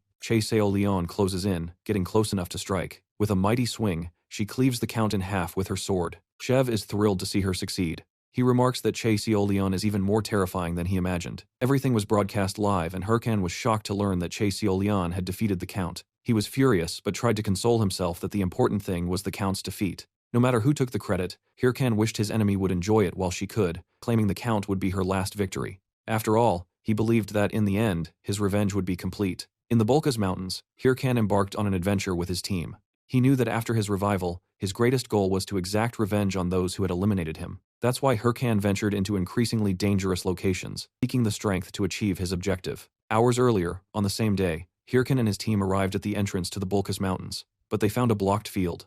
Realizing they could only proceed after fulfilling a specific condition, Hyrcan knew this area would only be accessible in Warlord Chapter 2. So, once the Count's main quest was complete, he was able to enter without a hitch. Upon entering, Hyrcan realized he was the first to pass through the barrier, becoming the pioneer of this new map. He believed his moment to shine had arrived, as exploring an uncharted map would make for great content. But Hyrcan soon found himself face to face with level 60 wild boars. At level 41, Hyrcan had no choice but to flee. Back in the present, Hyrcan wondered why he had the misfortune of encountering these monsters right off the bat. He couldn't waste time either, as it was only a matter of time before other players arrived to explore the map. To try and turn the tide, Hyrcan sent his skeletons into action, but it was useless. His team was annihilated in a matter of seconds. Hyrcan wasn't surprised, stating it was merely a distraction. With that, Hyrcan unleashed his magic on the monsters, freezing them in place. Now all his targets were completely vulnerable, but to his utter misfortune, Hyrcan slipped on a banana peel with no idea where it came from. Nearby, a monkey cackled at his fall. This was an armored monkey, a monster known for playing tricks on humans.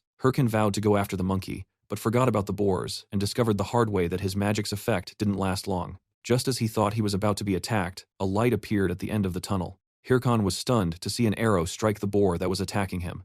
Not only that, but all the monsters were felled by the single arrow. Hyrcan wondered how someone could defeat so many with just one shot. After the monsters were defeated, a hunter approached and asked, "Are you all right?" Far away at Suryu Castle, a group of players moved through the area when something caught their eye. Their eyes widened in shock. Another player was sporting the White Mamba armor set, an incredibly rare and expensive gear. What's more, they'd never seen this player around before. This player was none other than the Hydra member who had once hunted Hyrcan. He turned to his ally. "What did you find out?" His ally replied, "No guild has the information we need."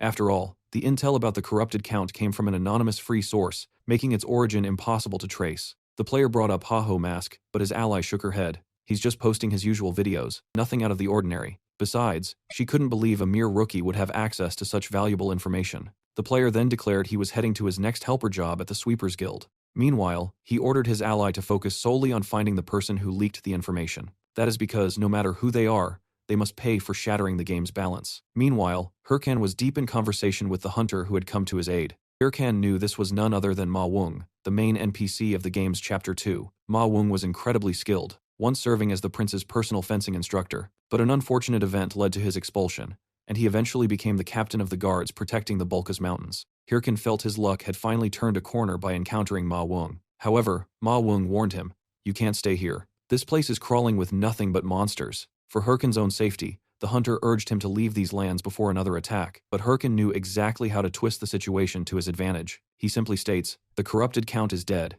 but even with the Count gone, corrupted monsters still roam these lands." He claimed to be tracking the source of the corruption, which led him to this very forest, and now he needed help to unravel the mystery. Ma Wung admitted, "I have some ideas about this, but no solid evidence." He then asked for Hyrcan's help to uncover the truth. This was exactly what Hyrcan wanted to hear. He immediately agreed to help. With that, Hyrcan received a new mission. investigate the monsters in the area. Hurkan saw this mission as the perfect opportunity to level up. He decided to leave the high-level threats like wild boars and warrior bears for later, focusing instead on the easier monsters. That left one particular target, the armored monkey. Hyrcan vowed to make him pay for throwing that banana peel in his path. The monkey's forest is a treacherous place, where many fall victim to its cruel pranks. But this isn't just any monkey. It's a cruel trickster that revels in the pain of its victims, laughing mockingly as they suffer.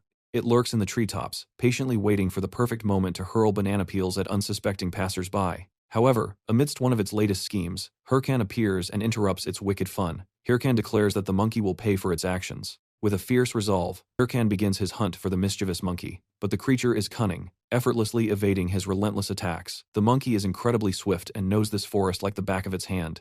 This only fuels Hyrcan's rage. The dense canopy of trees makes it impossible for Hyrcan to land a proper blow. He realizes he needs a new strategy. Hyrcan changes tactics, opting for a long-range assault instead of closing in. He hurls his sword directly at the target. Seeing the blade flying towards it, fear grips the monkey, its panic clouding its judgment, almost leading to its demise. But Hyrcan's sword strikes a tree instead, causing the monkey to erupt in triumphant laughter. But Hyrcan remains unfazed, revealing that the sword was merely a diversion.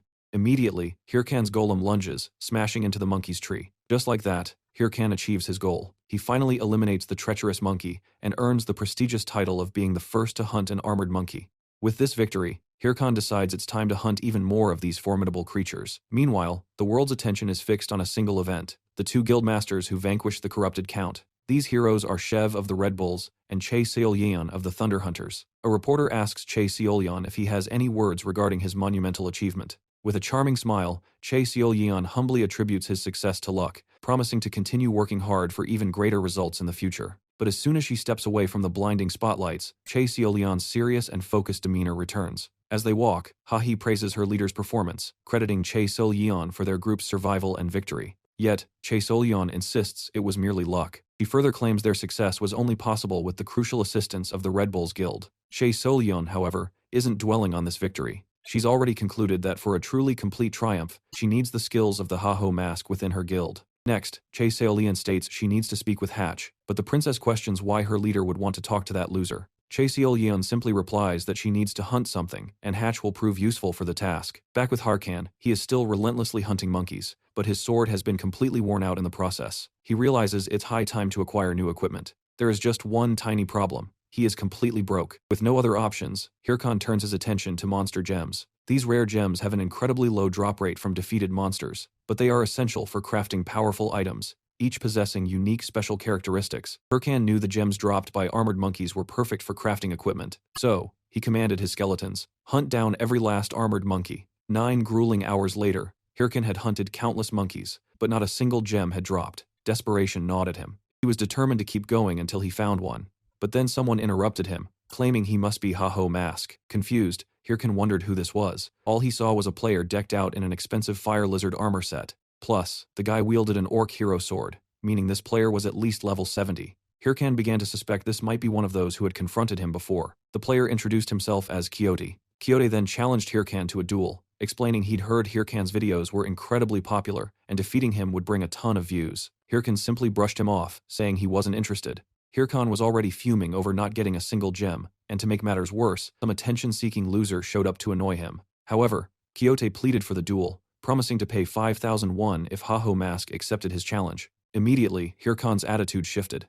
Now, the duel seemed worth it. As they prepared for the duel, Quixote grandly declared himself the hero of justice. He believed his talent always put him in the spotlight in every game he played. But when he started Warlord, everything changed. No one paid him any attention. Ever since he started hearing about Hyrcan, it had piqued Quixote's interest. He wanted to know who this Ha-ho Mask was, and perhaps defeat the one who had stolen his beloved spotlight. Quixote also thought Ha-ho Mask had inferior levels and gear compared to his own, so he couldn't understand why someone like that got so much attention while he got none. Before encountering Hyrcan, Quixote had been aimlessly wandering, desperate for the attention he felt he deserved. Then, by chance, he spotted Ha-ho Mask in the forest and was shocked to find the very person he was looking for.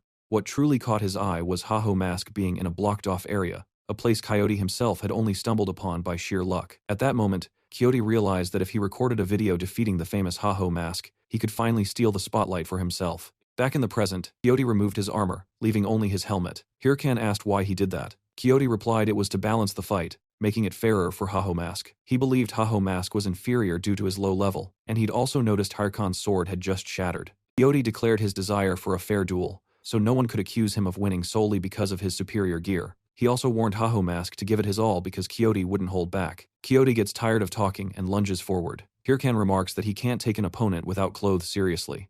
Regardless, Hirkan deftly dodges the attacks. Quixote, fuming, tells him to stop playing defense and fight for real. Hirkan retorts that his opponent needs to earn his seriousness. Suddenly, Quixote unleashes an ability, supercharging his attacks. He lands a devastating punch, sending Hirkan sprawling. Hirkan quickly realizes his foe used a booster, a warrior skill that grants a burst of speed. Not only that, but he sees that despite Quixote's idiotic appearance, he's on a whole other level. Facing him head-on would be suicide. Hirkan gets back on his feet, deciding to test another strategy. Quixote, seeing this, declares that Haho Mask is finally ready to fight seriously. Quixote then dares him to unleash his best, confident he'll overcome every blow. His goal, after all, is to flaunt his superiority to everyone. Tired of waiting, Quixote attacks again using his booster, but Hirkan retaliates, flinging dirt straight into Quixote's eyes. Even through his helmet, Quixote is momentarily blinded. In that instant, Hirkan sweeps his legs. He knows his opponent is stronger, so his strategy isn't to match power, but to incapacitate Quixote, leaving him open for a decisive strike.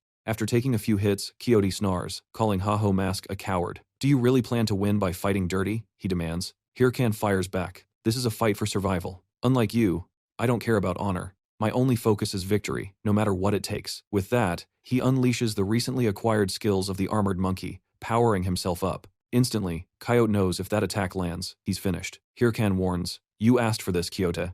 Now face the consequences." However, at the last second, Quixote surrenders. He unleashes his devastating strike, but it stops just short of Quixote. Instead, the raw power dissipates into the surroundings. Terrified, Quixote had forgotten he was in a game, genuinely believing he was about to die. Meanwhile, Hirkan is ecstatic about his victory and ready to claim his reward. A 2-day logout penalty is brutal, so Quixote surrenders just in time. Once the promised payment saves him, he removes his helmet and admits Haho Mask is far stronger than he imagined. He concedes defeat and hands over the promised 5,000. But that's not all. Quixote also hands over his sword. Hirkan is stunned. It's the hero orc's sword. Beyond its rarity, it boasts unique attributes, leaving Hirkan thrilled to receive such a priceless treasure. Quixote tells Haho Mask to consider it a symbol of gratitude. He admits he was so blinded by popularity that he never truly pushed himself to become strong.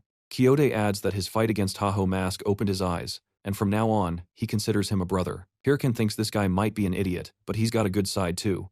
Anyway, Hirkan declares he doesn't want to be anyone's brother and strikes Quixote. Not only that, but Hirkan orders his skeletons to finish off the opponent. After taking a brutal beating, Quixote insists he still wants to be worthy of being Haho Mask's brother and will grow stronger for it. He also says he's looking forward to the day they meet again. Hirkan figures the guy must be crazy, but he's glad Quixote is at least enjoying the game. Regardless, the duel wasn't a waste of time. Hirkan earned money and a new sword, so he no longer needs to hunt monkeys. Now Hirkan believes he has enough to take on his next quest, but he still thinks he could hunt the monkeys. Convinced he's close to finding one with a gem, his skeletons try to stop him, sensing their master's obsession with the gem.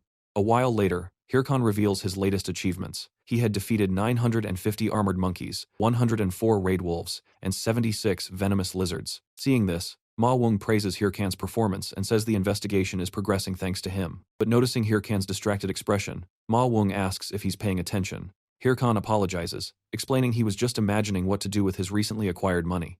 Ma Wung tells Hirkan to focus as the next mission will be exceptionally dangerous. He explains that a warrior bear has appeared near the mountain summit. Warrior bears are colossal monsters that wear armor and behave like human warriors. Ma Wung states the mission is to discover where these monsters are getting their equipment, as it would help uncover more about the corrupted. In other words, Ma Wung wants Hirkan to defeat one of the bears and bring back one of its weapons. Ma Wung acknowledges the difficulties and asks if Hirkan can complete the mission alone. Hirkan confidently says yes. After all, he knows how to handle these monsters. A short while later, Hirkan is already on the mountain trail, but before continuing with the mission, he wants to spend some money. Hirkan opens his system to the auction window, looking to buy an item suitable for his current level. He spots a skeleton serpent set and finds it perfect for the occasion. Without hesitation, Hirkan buys the new armor set and equips it instantly. Hirkan celebrates having money to spend and imagines buying magic books with the leftover amount. Meanwhile, his skeletons grow hopeful, wanting new equipment too. Hirkan says he almost forgot about them and takes another look at the shop, but Hirkan quickly realizes he doesn't have enough money to equip everyone.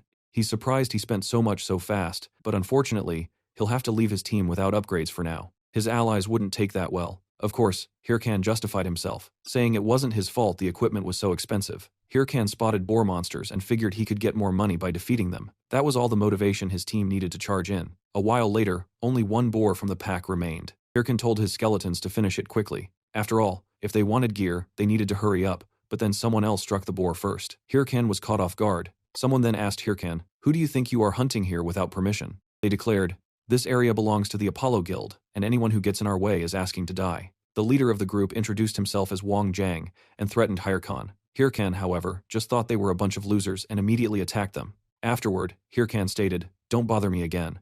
Thinking about it, Hirkan realized he'd been attracting too many idiots lately and might need to do something about it. Regardless, Hirkan decided to continue on his way for now.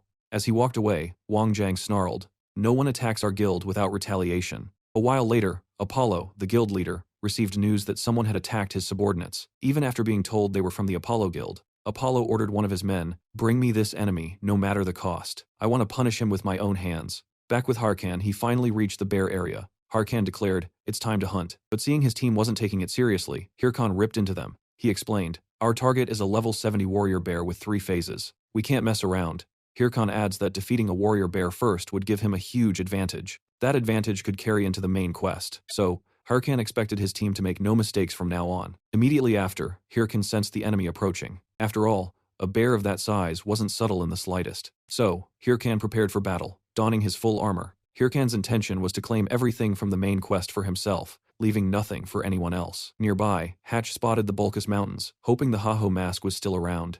However, Hatch resented being sent to a place like this, believing himself to be an important person who shouldn't be chasing a mere rookie. Besides, Hatch didn't want to forcibly recruit anyone into his guild. That was a crime. Amidst his thoughts, Hatch was attacked by a boar, but as an experienced mage, Hatch incinerated the enemy. Hatch then thought he just wanted to finish the mission and get out of this place. Ballista Hatch was a respected ranker in his guild, and believed that should be enough for him to be assigned better tasks than this. Hirkan remembers trying this exact raid 6 times in his past life with his guildmates, barely managing to defeat the monster. But this time, if he fails, someone else could snatch the main quest's leadership. To land a critical blow on the bear, Hirkan knows he needs to target the armor seams, leaving the beast vulnerable. Armed with this foresight, he'd prepared specific skills just to take down this bear. Hirkan signals his skeletons, telling them to follow his lead. He's got a new passive skill, muscle modification. Once active, it lets him move at incredible speeds, but he's not used to this speed, overshooting his target and leaving his skeletons wide open. In a flash, the bear wiped them out. Frustration boils as Hirkan's plan crumbles. He tries to recover to harness the speed to his advantage, but this is a power he hasn't fully mastered. He can't wield it effectively against the enemy. The bear strikes, forcing him to abandon the muscle boost. Still, Hirkan managed to rip off one side of the enemy's armor. Yet, he laments the skill proved useless. After all, he couldn't land hits on an enemy while moving slowly. All that's left is to dodge. Unable to go on the offensive, Hirkan decides to attack from a distance with bombs. The bear takes the blast, but it only enrages him further. Hirkan realizes this foe won't fall easily and gives up on direct damage. He heals up and summons his skeletons once more. His only option is to fight like a true necromancer. He tells his allies, "This time it'll be different." With that, Hirkan seizes the chance to summon his golem. And just like that, the giant answers his call. The golem immediately confronts the bear, much to its master's delight. Hirkan quickly casts a spell, hardening the golem's body. This traps the bear's sword, which it used to attack his ally for a moment. Now it's the skeleton's turn to strike. Disarmed and exposed, the bear becomes a much easier target. But Hirkan warns, this isn't the time to get careless. He adds, "I still have an ace up my sleeve." Suddenly, both Hirkan and the bear are hit by a magical fire attack. Annoyed, Hirkan snaps that his ally was supposed to wait for him to get clear before attacking. Due to Hirkan's distraction, the bear used a skill and recovered 50% of its health. Immediately, the bear charges. By now, Hirkan is fed up with his strategies failing. He figures the best plan is always to resort to brute force. With a roar, he unleashes his most destructive bombs at the enemy, shocking even his own allies. In a blinding flash, Hirkan finally defeats the bear. He thinks back. Last time, an entire guild couldn't do what he just accomplished alone. Brimming with confidence, Hirkan tells his skeletons they only need to report back. Then they can finish the quest, but he soon realizes he's the only one celebrating his skeletons. Eager for more action are visibly disappointed they weren't more useful in the fight. Meanwhile, at Bulkus's western base, Hatch is losing his mind in a tavern. Utterly frustrated by his inability to find Haho Mask, he's been scouring these mountains for days without a single trace of his target. To make matters worse, Haho Mask just dropped a new video, drawing even more players to the mountain and making Hatch's job exponentially harder. Hatch knows he can't return to base empty-handed, but he feels it's completely unfair to search such a massive mountain alone for such an elusive target. By now, he's seriously considering abandoning everything, even his guild. Just then, his boss calls. Hatch nearly jumps out of his skin. He was just cursing her name a second ago. He answers immediately, profusely apologizing for anything she might have overheard. But Chae Seol-yeon says she's had a change of heart, realizing she gave Hatch an impossibly difficult task. After all, searching an entire mountain alone is too much for anyone. She figures it must have been incredibly tough. Hatch instantly imagines he'll finally be able to return to base and escape these mountains. However, his boss's solution is to send someone to continue the search with Hatch. Chae Seol-yeon claims that with an ally, Hatch will find the target faster, and working together, they'll be more efficient. The catch? Chae Seol-yeon sent the one person who absolutely despises Hatch. Ha-hee storms onto the scene, furious, declaring that Hatch's incompetence forced her to come all the way out here. Hatch's heart sinks. His situation just went from bad to worse. He curses the world for this twist of fate. Later, Hirkan notices Bulkus is far more bustling than usual. He knew it was only a matter of time before this happened. Now he decides to head back to Ma Wung, while he's still the only one who knows about the NPC. Mid-journey, however, he's intercepted. Several members of the Apollo Guild stand in his path. Hirkan immediately assumes they're out for revenge, so he challenges them to attack already, declaring he has no time to waste. But the men rush past him, terrified, screaming for help. Hirkan doesn't understand their reaction. He hasn't even done anything yet. Moments later, he sees the Apollo Guild soldiers getting struck down. Nearby, he spots the culprits behind the assault. The princess of the Thunder Hunters Guild and her ally were hunting and just stumbled upon their main target. Hirkan recognized them instantly, but he never expected to find them in the forest. The princess in turn declares she's finally found Ha-Ho Mask. Ha-Hee is the Thunder Hunters number 2. Though known as the princess, some nickname her Chihuahua for being short and fiery. She executes every order from her guild leader Chae Seol-yeon without question, even if it means descending into the depths of hell.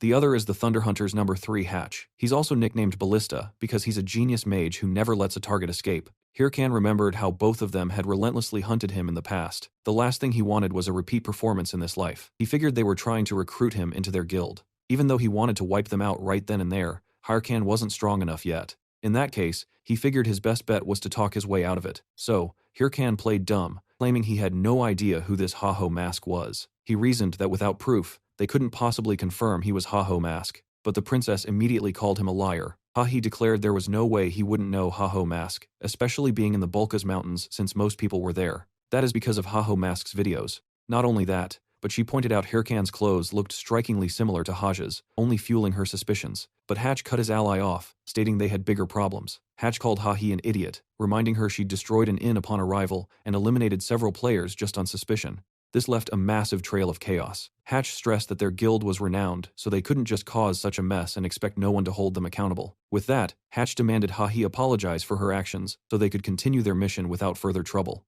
Reluctantly, Ha-Hee apologized and asked if the mage was satisfied. Hatch apologizes for his colleague's behavior and asks Hirkan for permission to continue. Hirkan thought he was finally out of the woods, but then a fist slammed into his face. Ha-Hee had tricked him. She'd fainted, leaving only to return and land a powerful punch, sending Hirkan flying. Desperate, Hirkan struggled to understand why Ha-Hee had done it. The princess, in turn, justified herself by saying she thought he would dodge the attack. Hirkan then demanded to know if they usually attacked innocent, unsuspecting players. He declared he would file a formal complaint against the Thunder Hunters Guild. Furthermore, he'd make a public post exposing them, ensuring everyone knew the Thunder Hunters attacked other players just for fun. However, Hatch quickly interjected, saying there was no need for that, and he could compensate for the damages with money. Hirkan accepted, stating he'd let it slide this time. After that, Hatch told Hui they needed to leave before she caused any more trouble. Hirkan, for his part, seethed at being attacked, but for now, he preferred to maintain appearances rather than reveal himself by attacking them both. After all, he just needed a little more patience before he could exact his revenge. Far from there, Hatch reprimanded the princess for her actions, stressing the need to maintain the guild's reputation. But Ha-Hee argued that players usually dodged such an attack instinctively. Hatch asked if she was blaming Hirkan for not dodging her attack. The princess denied it, but pointed out that Hirkan had only seemed annoyed by what happened, which she found highly suspicious. Regardless, Hatch pleaded with Hui to behave from now on, insisting she not try anything like that again. Later, Hirkan went to Ma Wung, bringing a piece of the bear's armor. Ma Wung confirmed that something strange was indeed happening, and thanked Hirkan for his help, admitting he wouldn't have discovered it without him. But Hirkan only cared about the next mission, and was incredibly anxious, desperate not to be overtaken by other guilds. Anyway, the NPC appeared with a box and told Hirkan to choose one of the items. Ma Wung explained these were maps he'd created for monster dungeons. To Hirkan, this meant they were treasure maps, and by choosing one, he could go after the rewards. But as he handed over one of the maps, Ma Wung said he wanted a favor in return. Hirkan immediately realized it wouldn't be as easy as he'd thought. The NPC revealed he'd heard rumors of armed monsters appearing in regions beyond the Bulkus Mountains and needed Hirkan to investigate.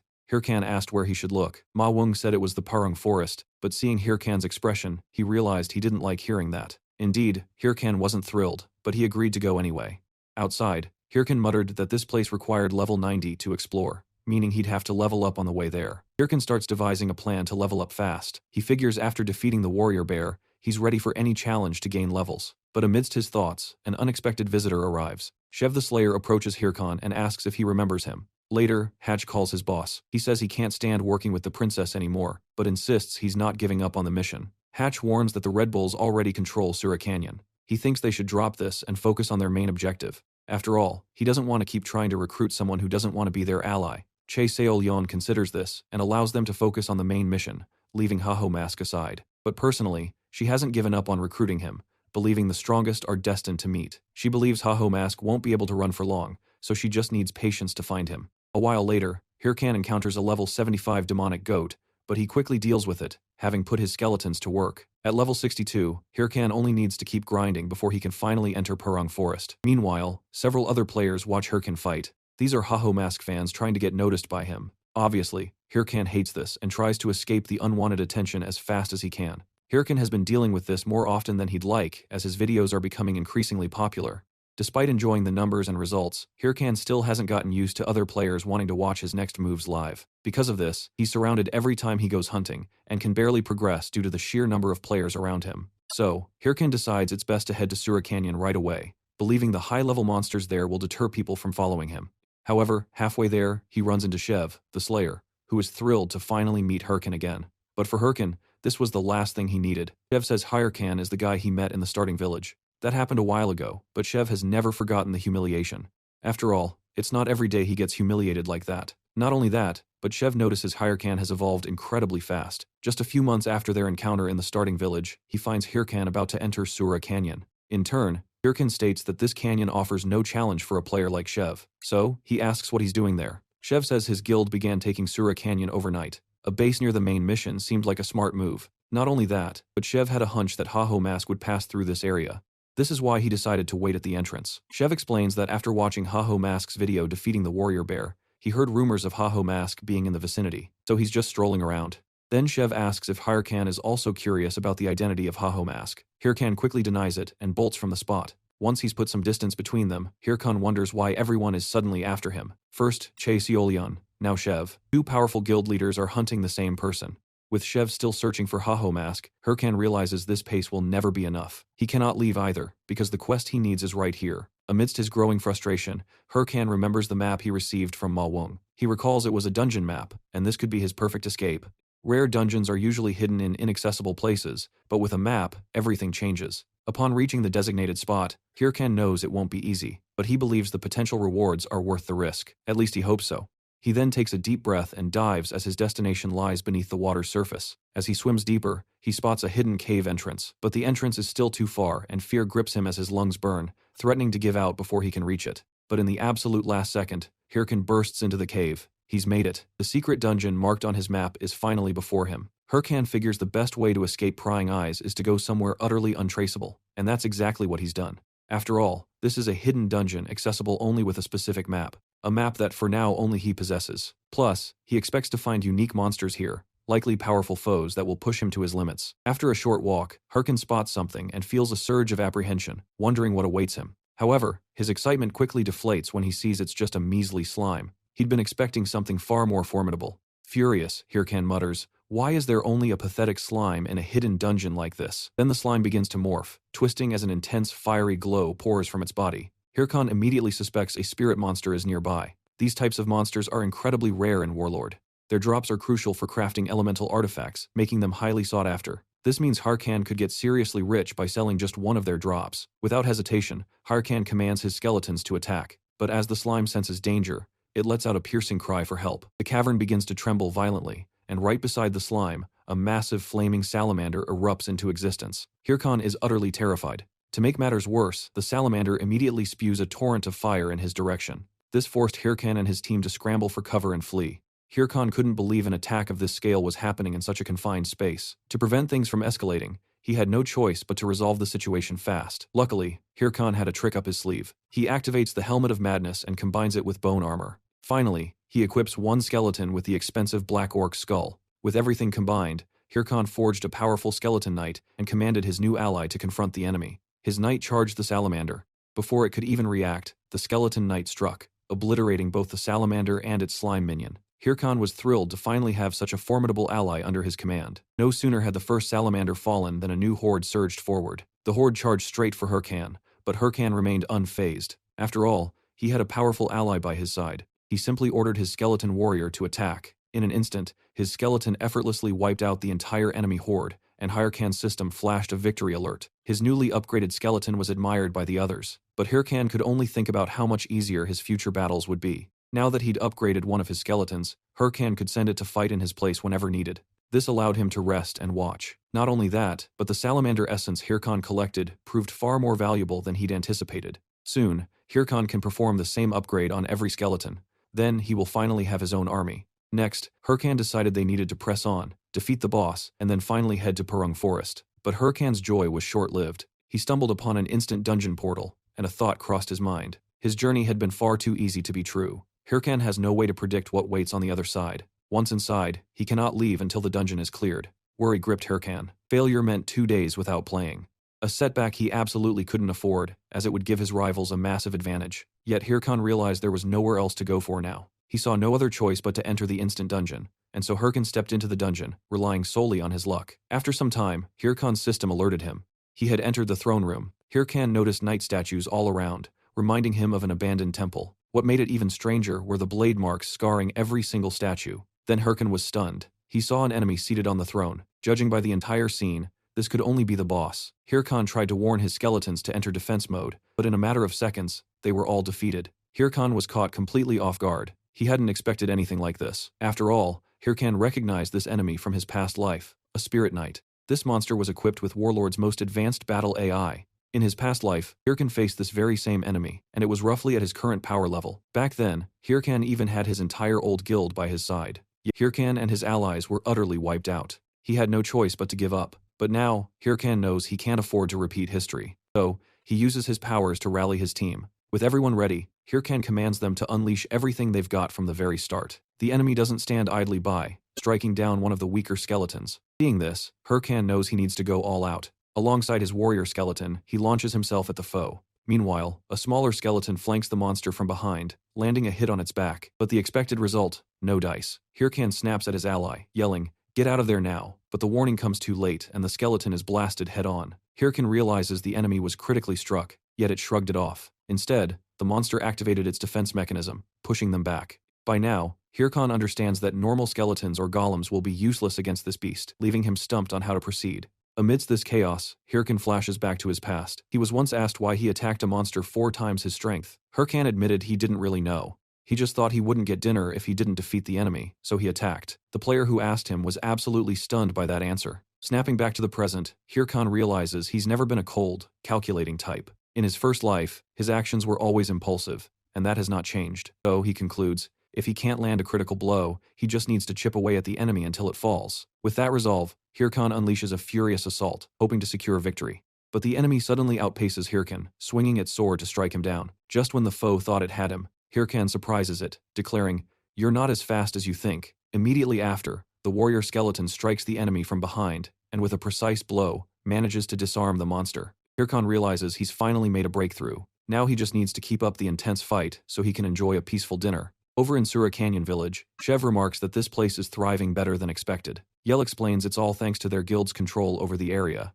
Plus, they've secured a solid supply route to ensure nothing runs out. Hearing this, Chev muses that maybe they've done enough for the Ha-Ho mask to finally show up. His ally tells him Chev is obsessed with this guy and doesn't understand what's so special about hunting low-level monsters. Chev explains that for them, seasoned players, these monsters are low-level. But for Ha-Ho mask, he faced enemies way out of his league and still won. Chev adds that in this game, only 2 kinds of players pull that off, lunatics or natural-born warriors. And to Chev, Ha-Ho mask is both, which is why he's so captivated by him. Back to Hirkan. The enemy, wounded, summons a new arm of fire to replace the original. Hirkan finds this infuriating. Now he'll have even more work to do to defeat him. Still, Hirkan charges into the fray once more, his ally right beside him. In turn, the enemy unleashes an attack with his new arm, causing a massive explosion that rips through the landscape. Hirkan is forced to pull back from the chaos, deciding he needs to be far more cautious. After a moment, Hirkan lunges forward, hoping to strike the enemy. And indeed, he lands a hit. Hirkan's ally strikes as well. Together, they execute a perfectly coordinated assault. Hirkan thinks this is brilliant. His strategy is working,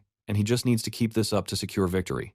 But the enemy doesn't take kindly to being hit. Enraged, he unleashes another area attack, triggering an even bigger explosion. Hirkan realizes the enemy has grown stronger. Not only that, but the monster's assaults are becoming increasingly perilous. The enemy has completely shifted his attack style, adapting rapidly to his adversary. Because of this, Hirkan knows he can no longer delay his victory. Hirkan commands his ally to attack with even greater intensity. Suddenly, Hirkan is caught off guard by an enemy blow that sends him hurtling across the arena.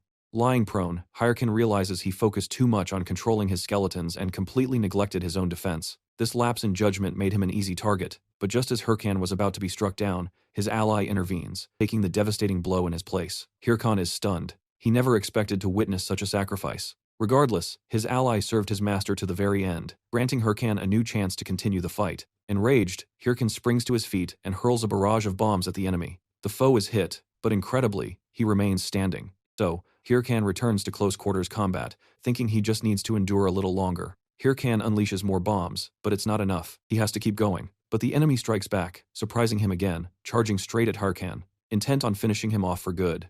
Hirkan explains that spirit monsters aren't easily damaged by magic, and he knew this when he launched his attack. That's why he mixed fragments of his fallen skeletons into the bomb's magic. With a surge of power, he activates his skill for a maximum skeleton summon. Hirkan believes this is the monster's end. There's no escape this time. With a precise strike, Hirkan lands a direct hit on the enemy. Immediately, his system confirms his victory, and then a level-up notification flashes. For a brief moment, Hirkan remembers how his past team blamed him for their defeat against the Spirit Knight. But now he has allies who support him instead of judging him. Even though they aren't human, his skeletons prove more loyal than many people he's met. He realizes this life is vastly different from his previous one. Hirkan takes a moment to thank his team for their performance. But even after defeating the boss, the dungeon exit hasn't appeared. He suspects there might be another enemy lurking nearby. Something catches Hirkan's eye. He spots an opening to a randomly appearing reward room. Hirkan immediately dashes towards it, grateful for this unexpected chance. Excited, Hirkan wonders what he'll get for defeating such a tough monster, but he's surprised to receive only an old book. He recognizes it as a research logbook about an ancient power. It's not entirely bad, but he's already read this book in his past life. He even memorized it. This makes the item useless to Hirkan, and he laments not getting gold or equipment instead. But he then spots something shining and wonders what it could be. Later, Hirkan is already in the Parang forest. He figures he's leveled up enough, and now it's time to return to the main quest. Not only has Hirkan grown stronger, but his team has too. After all, he gave all his allies a significant upgrade, and now Hirkan notices everyone is incredibly hyped. Hirkan thinks he can't blame them. Even he didn't expect to find that in the reward room. Hirkan discovered a skill that lets him equip his own gear onto his summons. That meant he can continuously upgrade both his equipment and his allies. This didn't come cheap. Hirkan had to spend a fortune on better gear. But Hirkan believes it will be worth it in the end, telling his skeletons, "Make it count." Amidst all this, some players appear, congratulating Mask on his achievements, saying he's exactly as the rumors describe. They declare, "We live for romance and we die for romance. For we are the outlaw romantics, also known as the R2 family." Hirkan, for his part, concludes that he's encountering more and more weirdos in the game. It's moments like these that make him consider logging off for a while. Hirkan tries to go about his business normally, but the Romantics group follows him, saying, "Haha, you're walking too fast." The Romantics ask Hirkan to slow down because they can barely keep up. Furious, Hirkan snaps, "Leave me alone." They still insist he has not answered their invitation. The R2 Guild is training to reach level 100 before entering Parang Forest, but its members admit the monsters there are currently beyond them. That's why they're looking for strong people to recruit into the guild, and they ask, "Why won't Mask join us?" The Romantics persistently try to convince Hirkan, claiming that only someone as strong as him can keep the guild's romance protected. Later, Hirkan settles the score. He thrashes the players, declaring he'd never join them and couldn't care less about their romance nonsense. Hirkan also warns them he works alone, and if they ever follow him again, he won't go easy on them like this time. After Hirkan leaves, the players lament his refusal, seeing him as their guild's last hope against the Toon Guild. That rival guild had trapped them in a tree just because they thought they were weirdos. But now, one of the Romantics reveals the Toon Guild is actually asking for help. Back to Hirkan. He's facing a new enemy. This time, it's a giant ogre. But Hirkan isn't alone. His team is with him, and together, they charge the enemy. With a single strike, Hirkan obliterates the monster. He's far stronger than before. Not only that, but Hirkan has already taken down over 50 ogres just like it. Ever since he defeated the Spirit Knight, most monsters have become trivial for Hirkan. Hirkan doesn't mind. After all, he's evolving rapidly. Amidst all this, Hirkan remembers receiving a quest to find traces of armored monsters in the forest, but he hasn't found any such monsters yet, nor has he made progress on the main quest. Hirkan knows he can't waste time. Other guilds have already started the main quest and could complete it soon. Hirkan decides he needs an advantage. Maybe he can question anyone who approaches him before beating them up. Still, Hirkan would rather log out of the game than work with the idiots from the R2 guild. Suddenly, Hirkan hears an explosion and wonders what kind of monster could cause such a massive commotion. But then an idea strikes Jahun, and he thinks he can turn this situation to his advantage. Not far from there, members of the R2 guild are in a fierce battle. They were ambushed by a horde of armored ogres, and now have no idea how to cope. These monsters are simply too strong for them. What's more, their armor is incredibly tough, making the situation even harder. But beyond the vast army of enemies, a larger ogre commands the rest. A monster intelligent enough to command an army is truly unprecedented. Regardless, the group's leader orders a coordinated attack. Immediately, the leader's team summons a wall of fire to slow the enemy's advance. The others express their concern to the leader. They're protecting the heavily weakened Toon Guild and believe Toon won't last much longer. They conclude the best strategy would be to retreat, while the R2 Guild can still stand. The leader agrees. That's the most sensible course of action. He recalls once asking the Toon Guild for help, but they left them high and dry, refusing to join a bunch of weirdos. Even so, the leader decides to help. So, the leader tells his companions to use all their remaining mana to create an escape route and flee with the Toon Guild. The leader states they know all too well what it's like to be abandoned when you need help. Therefore, the leader refuses to abandon those who need them, even if it's the Toon Guild.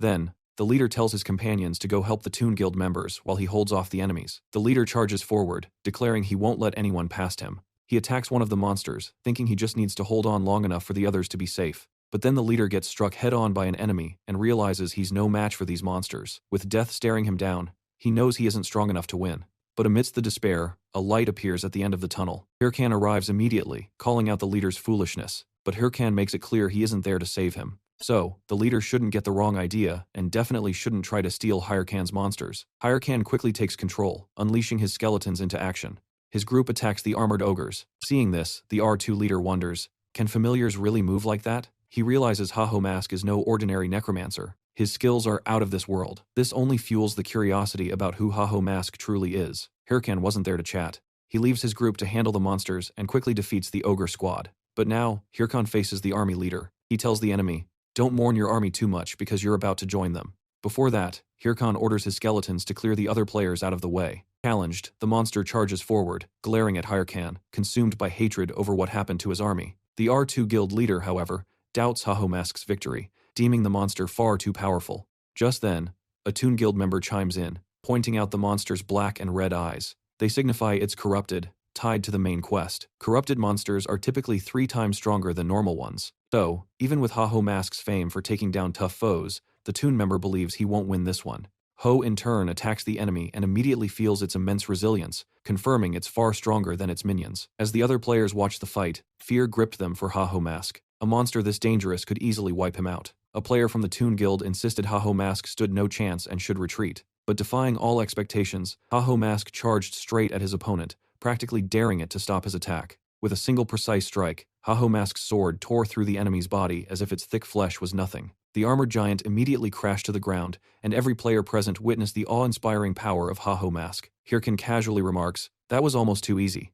Now he needs to get back to Ma Wung and continue the main quest. Before he left, Hirkan paused to consider how the victory spoils would be shared. After all, he wasn't the first nor the only one to arrive here. In total, there were 20 helmeted armored ogres. As rare monsters, selling their drops could fetch a fortune. Normally, the player who lands the first hit gets to decide the loot distribution. But Hirkan knew he had practically done everything himself. Hirkan wonders if waiting might be smarter. He could let the other players get wiped out before making his move. Hirkan remembers the R2 captain's words. Having been abandoned themselves, they wouldn't do the same to others. Those words resonated deeply, and even if he wouldn't admit it, he decided to help those in need. Now, however, he's starting to regret that decision. Lost in thought, Hirkan hears the R2 captain thank Haho Mask for his help, admitting that without him, no one would have survived. But then, the captain declares he won't let Haho Mask just walk away. Hirkan immediately assumes thereafter, the loot drops. What else matters in this game? But to his utter surprise, all they wanted was a photo with masked Haho Mask, proof they'd raided alongside him. When the topic of battle loot comes up, the R2 captain asks whether the guild needs any specific items. An R2 member quickly says yes, pointing out the items are worth a fortune. But the R2 leader interjects, arguing they wouldn't be so petty as to demand anything from the one who saved their lives. With that, the R2 leader convinces his ally that Ha-Ho Mask should take all the battle loot. Hirkan is utterly stunned by their reaction, thinking, these guys are seriously not normal. Later, Hirkan continues his journey, but throughout his travels, the R2 guild's offer keeps replaying in his mind.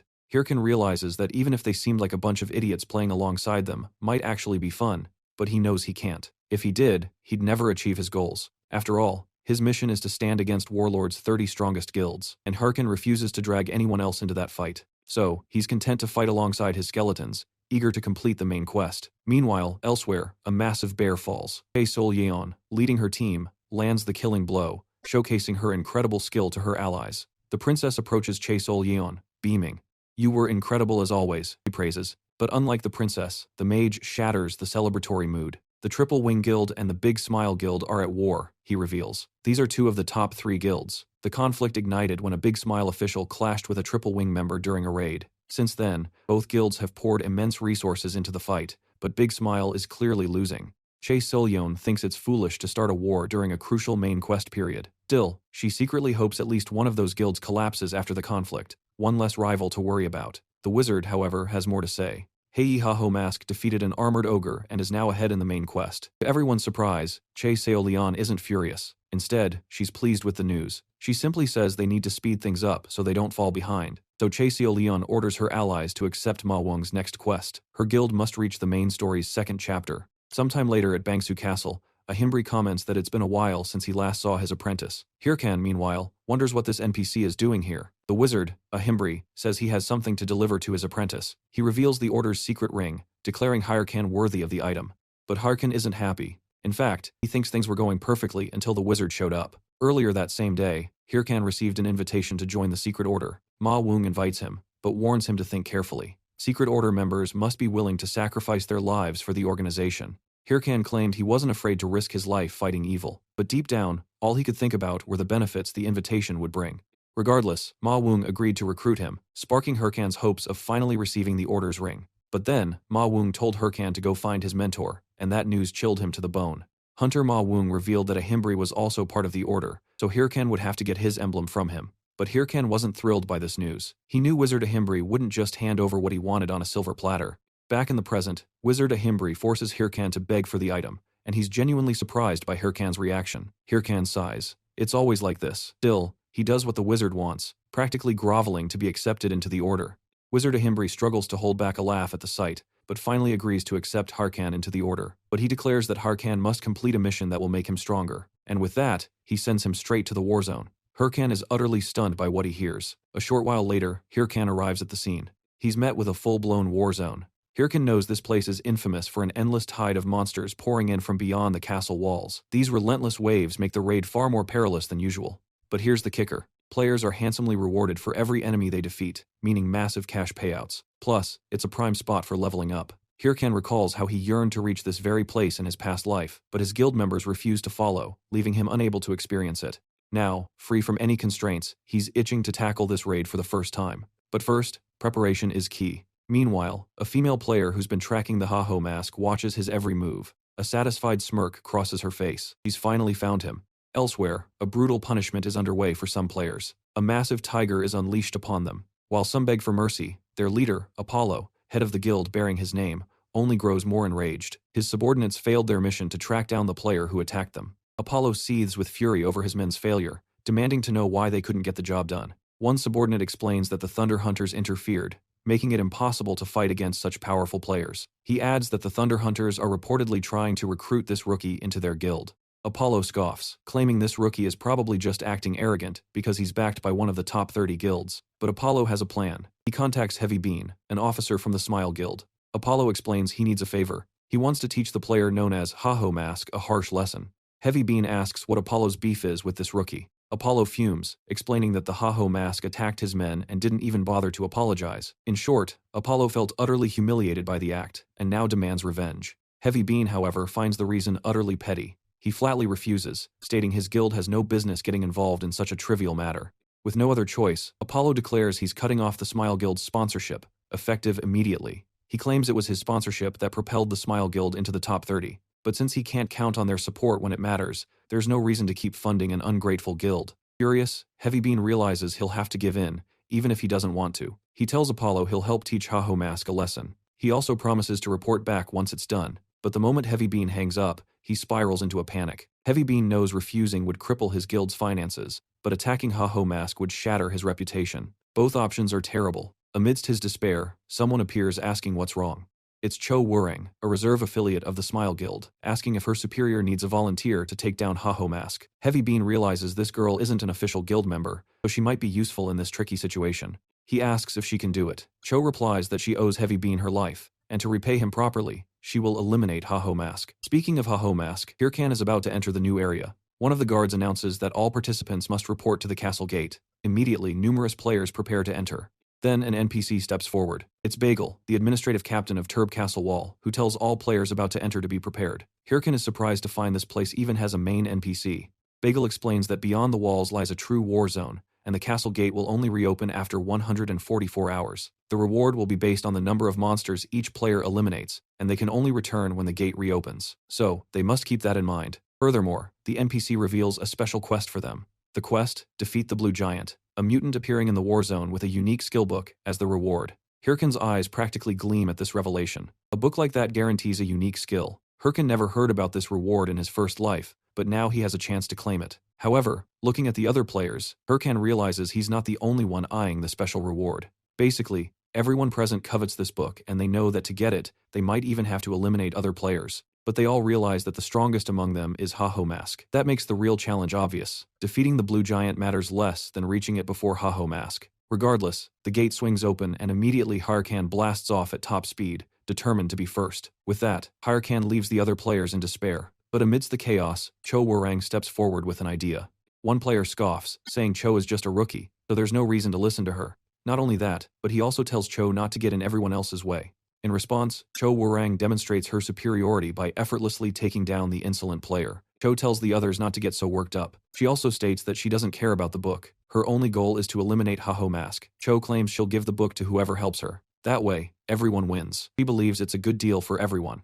Not far off, Hirkan spots everything. He realizes some players have formed an alliance to take him down. While he didn't think he'd lose to this group, Hirkan didn't want any unnecessary trouble while he was here, but he had no choice but to deal with the situation.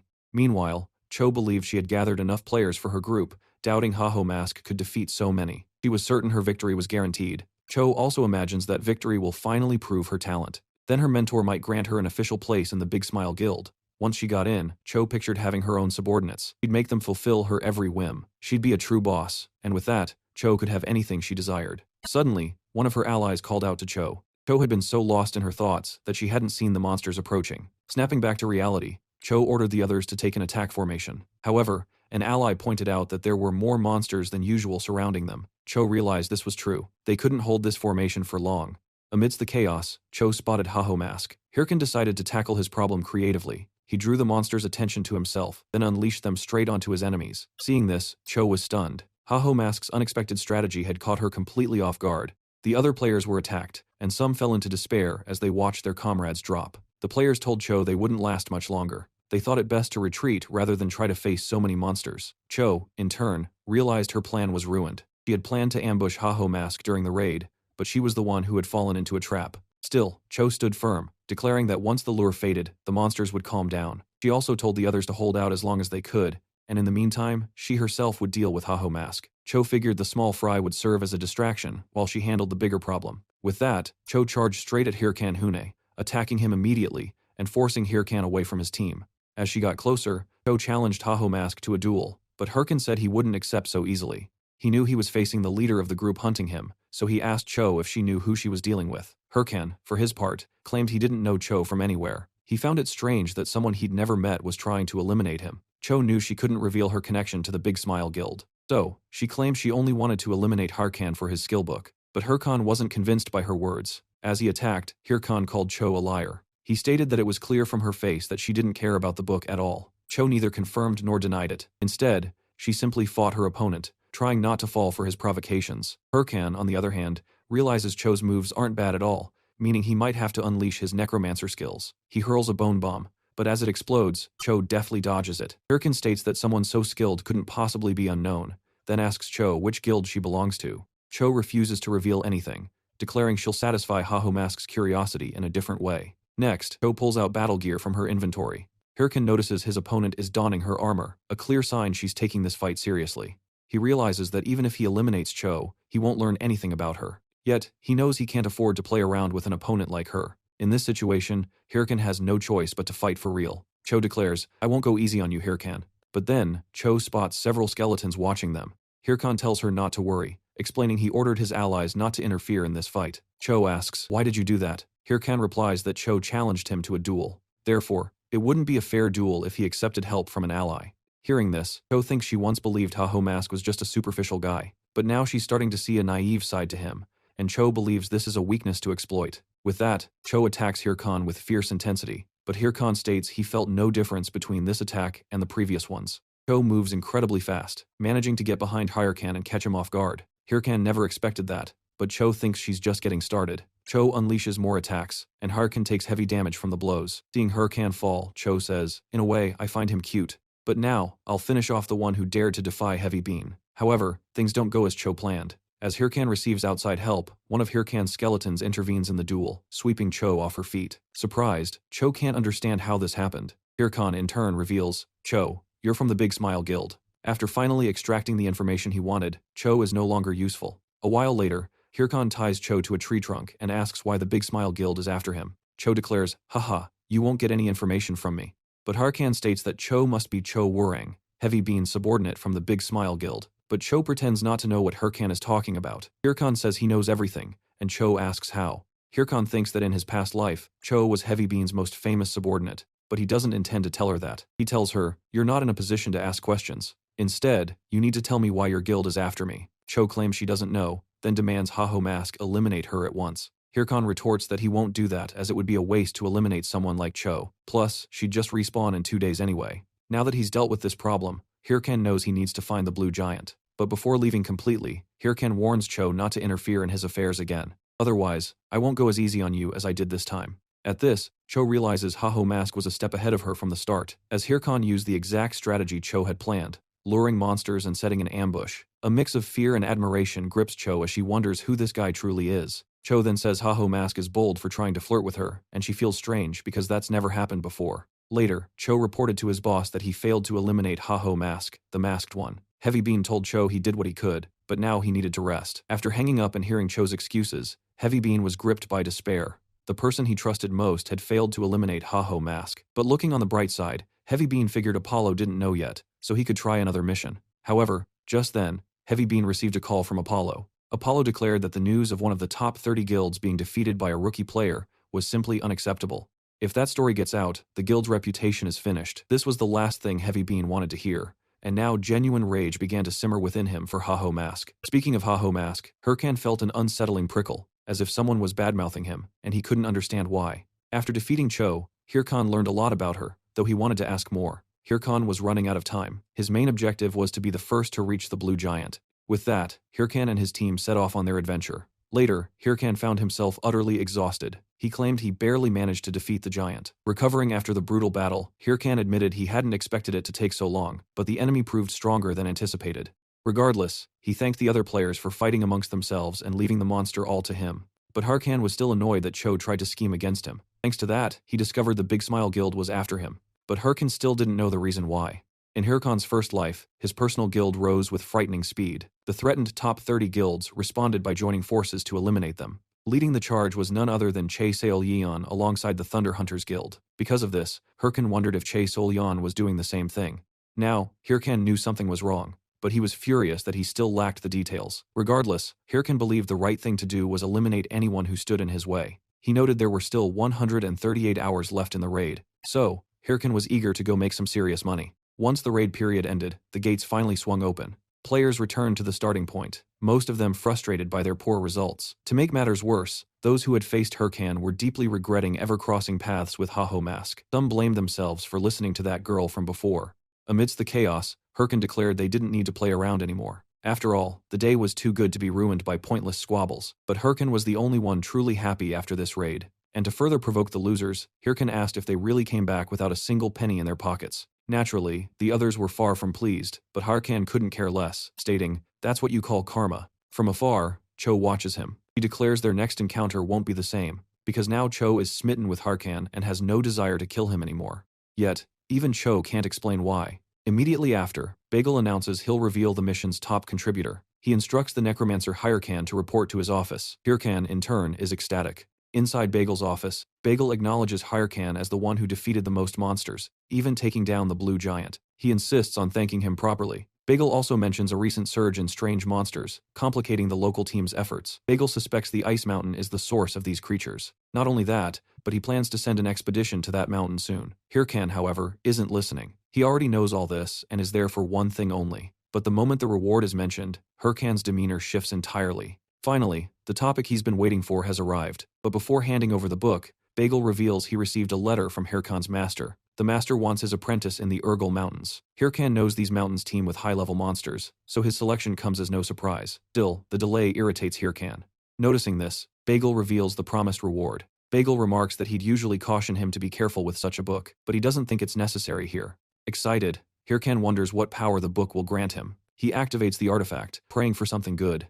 What he gets, however, is an ability called Clay Creation. Elsewhere, Chae Sol-yeon seethes with anger. Hatch tries to calm her, telling her not to stress over something so trivial, but his words fall on deaf ears. Chae Sol-yeon unleashes her fury on the surrounding landscape. Chae Sol-yeon rages that some idiots appeared out of nowhere and stole the main quest monster, the one her guild was raiding. She demands to know who these guys are. Hatch replies, "They're not among the top 30 guilds, and since they evaded investigation, they're likely low-ranked." Chae Sol-yeon orders the mage to place a bounty on their heads, ensuring no one else is around when the monster reappears. Even without knowing their identities, Chae Sol-yeon knows they stole what was hers. She vows to eliminate everyone responsible. Meanwhile, another player questions if their actions weren't too ruthless. He admits stealing the monster from the Thunder Hunters was incredibly dangerous, a feat they barely pulled off. His ally counters that there was no other way. The Thunder Hunters were faster than they anticipated. The player suggests they simply eliminate all competitors next time, but his ally warns that would expose their identities, putting them at risk. The group's leader, in turn, reinforces this, declaring their goal is to rebalance the game through darkness itself. Finally, his name is revealed,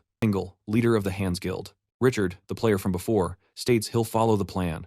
Mika, their allied player, declares she'll also follow her guild's intentions. Weaver, one of the guild's affiliates, agrees. However, one of the members present, Momo, points out that Haho Mask is completing the main quest faster than them, blaming Single for it. The leader retorts that their urgent goal is to stop the 30 largest guilds from winning. He'll deal with Haho Mask after that's resolved. Back with Harkan, the new Clayplay skill lets him reshape his golem by feeding it monster materials. His imagination immediately goes off the rails. Dragons, titans, flying mounts, the whole premium package. Naturally, he decides to test it before common sense can catch up. Hirkan offers one of the blue giant's teeth and activates Clayplay.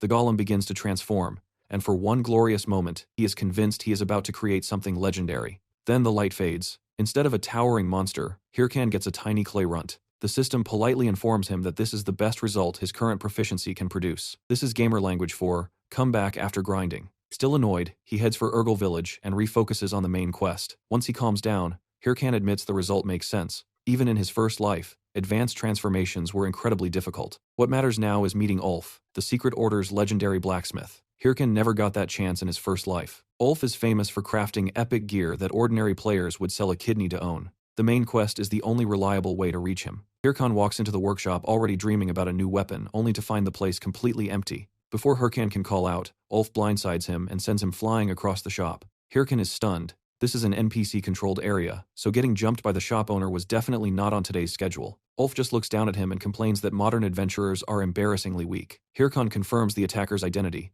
then demands to know why a blacksmith greeted him with a fist. Ulf explains that it was a test for new members of the Secret Order. The test is ridiculous, but the titles and system rewards Hirkan receives prove that this grumpy old man is anything but an ordinary NPC. The second rewards appear. Hirkan's attitude flips so fast it should count as another skill. He grabs onto Ulf and declares that he will accept any mission available. Ulf, now genuinely disturbed by this shameless rookie, orders him to let go. Ulf kicks Hirkan out of the workshop and gives him a delivery job in Bahim Forest. Getting punched, insulted, and thrown into the street does nothing to hurt Hirkan's pride. As long as there is a reward at the end, dignity is an optional feature. The package is meant for the elves, but that creates a new problem. Elves avoid humans, live deep inside the forest, and are almost impossible to locate without a map. While Hirkan searches for another lead, nearby players recognize Pitbull Singh. one of Warlord's top 100 rankers. The crowd assumes Pitbull Singh has come to hunt Ha-Ho Mask. Hirkan remembers fighting him in his first life and barely winning at his peak, so facing him now would be a nightmare. Pitbull Singh's brutal fighting style only makes the rumors sound more believable. When people start saying Ha-Ho Mask would lose, Hirkan's competitive streak immediately catches fire.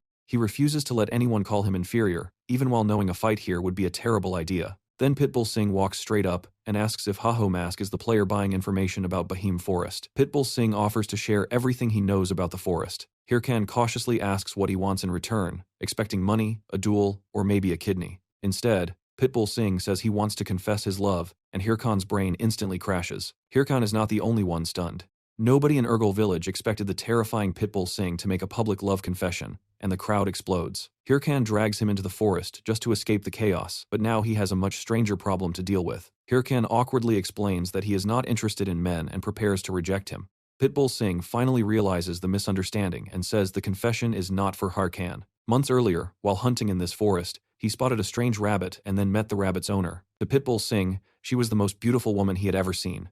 Unfortunately, the second she noticed him, she grabbed her rabbit and disappeared into the trees. He kept returning to the area, hoping to see her again, but she never came back. Pitbull Singh questioned every NPC he could find and chased every rumor about elves, but each lead went nowhere. Then he heard that Ha-Ho Mask was also searching for them, so he decided they should work together. Hirkan can only wonder why this man did not explain that before announcing a confession in public. The whole situation is exhausting, but Pitbull Singh is still Hirkan's best chance of completing Ulf's delivery. He agrees to cooperate and follows him to Bong Waterfall, one of the places where elves have reportedly been seen. Other possible locations include an ancient oak and the edge of a nearby village, but Hirkan focuses on something more useful: the monsters. Pitbull Singh warns that the creatures here are huge and dangerous. Hirkan hears that and, of course, decides hunting one is the fastest way forward. A giant serpent soon appears. Pitbull Singh moves to intercept it, but Hirkan stops him and insists on handling the monster alone. Pitbull Singh warns that even he would struggle against it. Hirkan just smiles beneath the mask and charges anyway. The serpent smashes Hirkan through the air.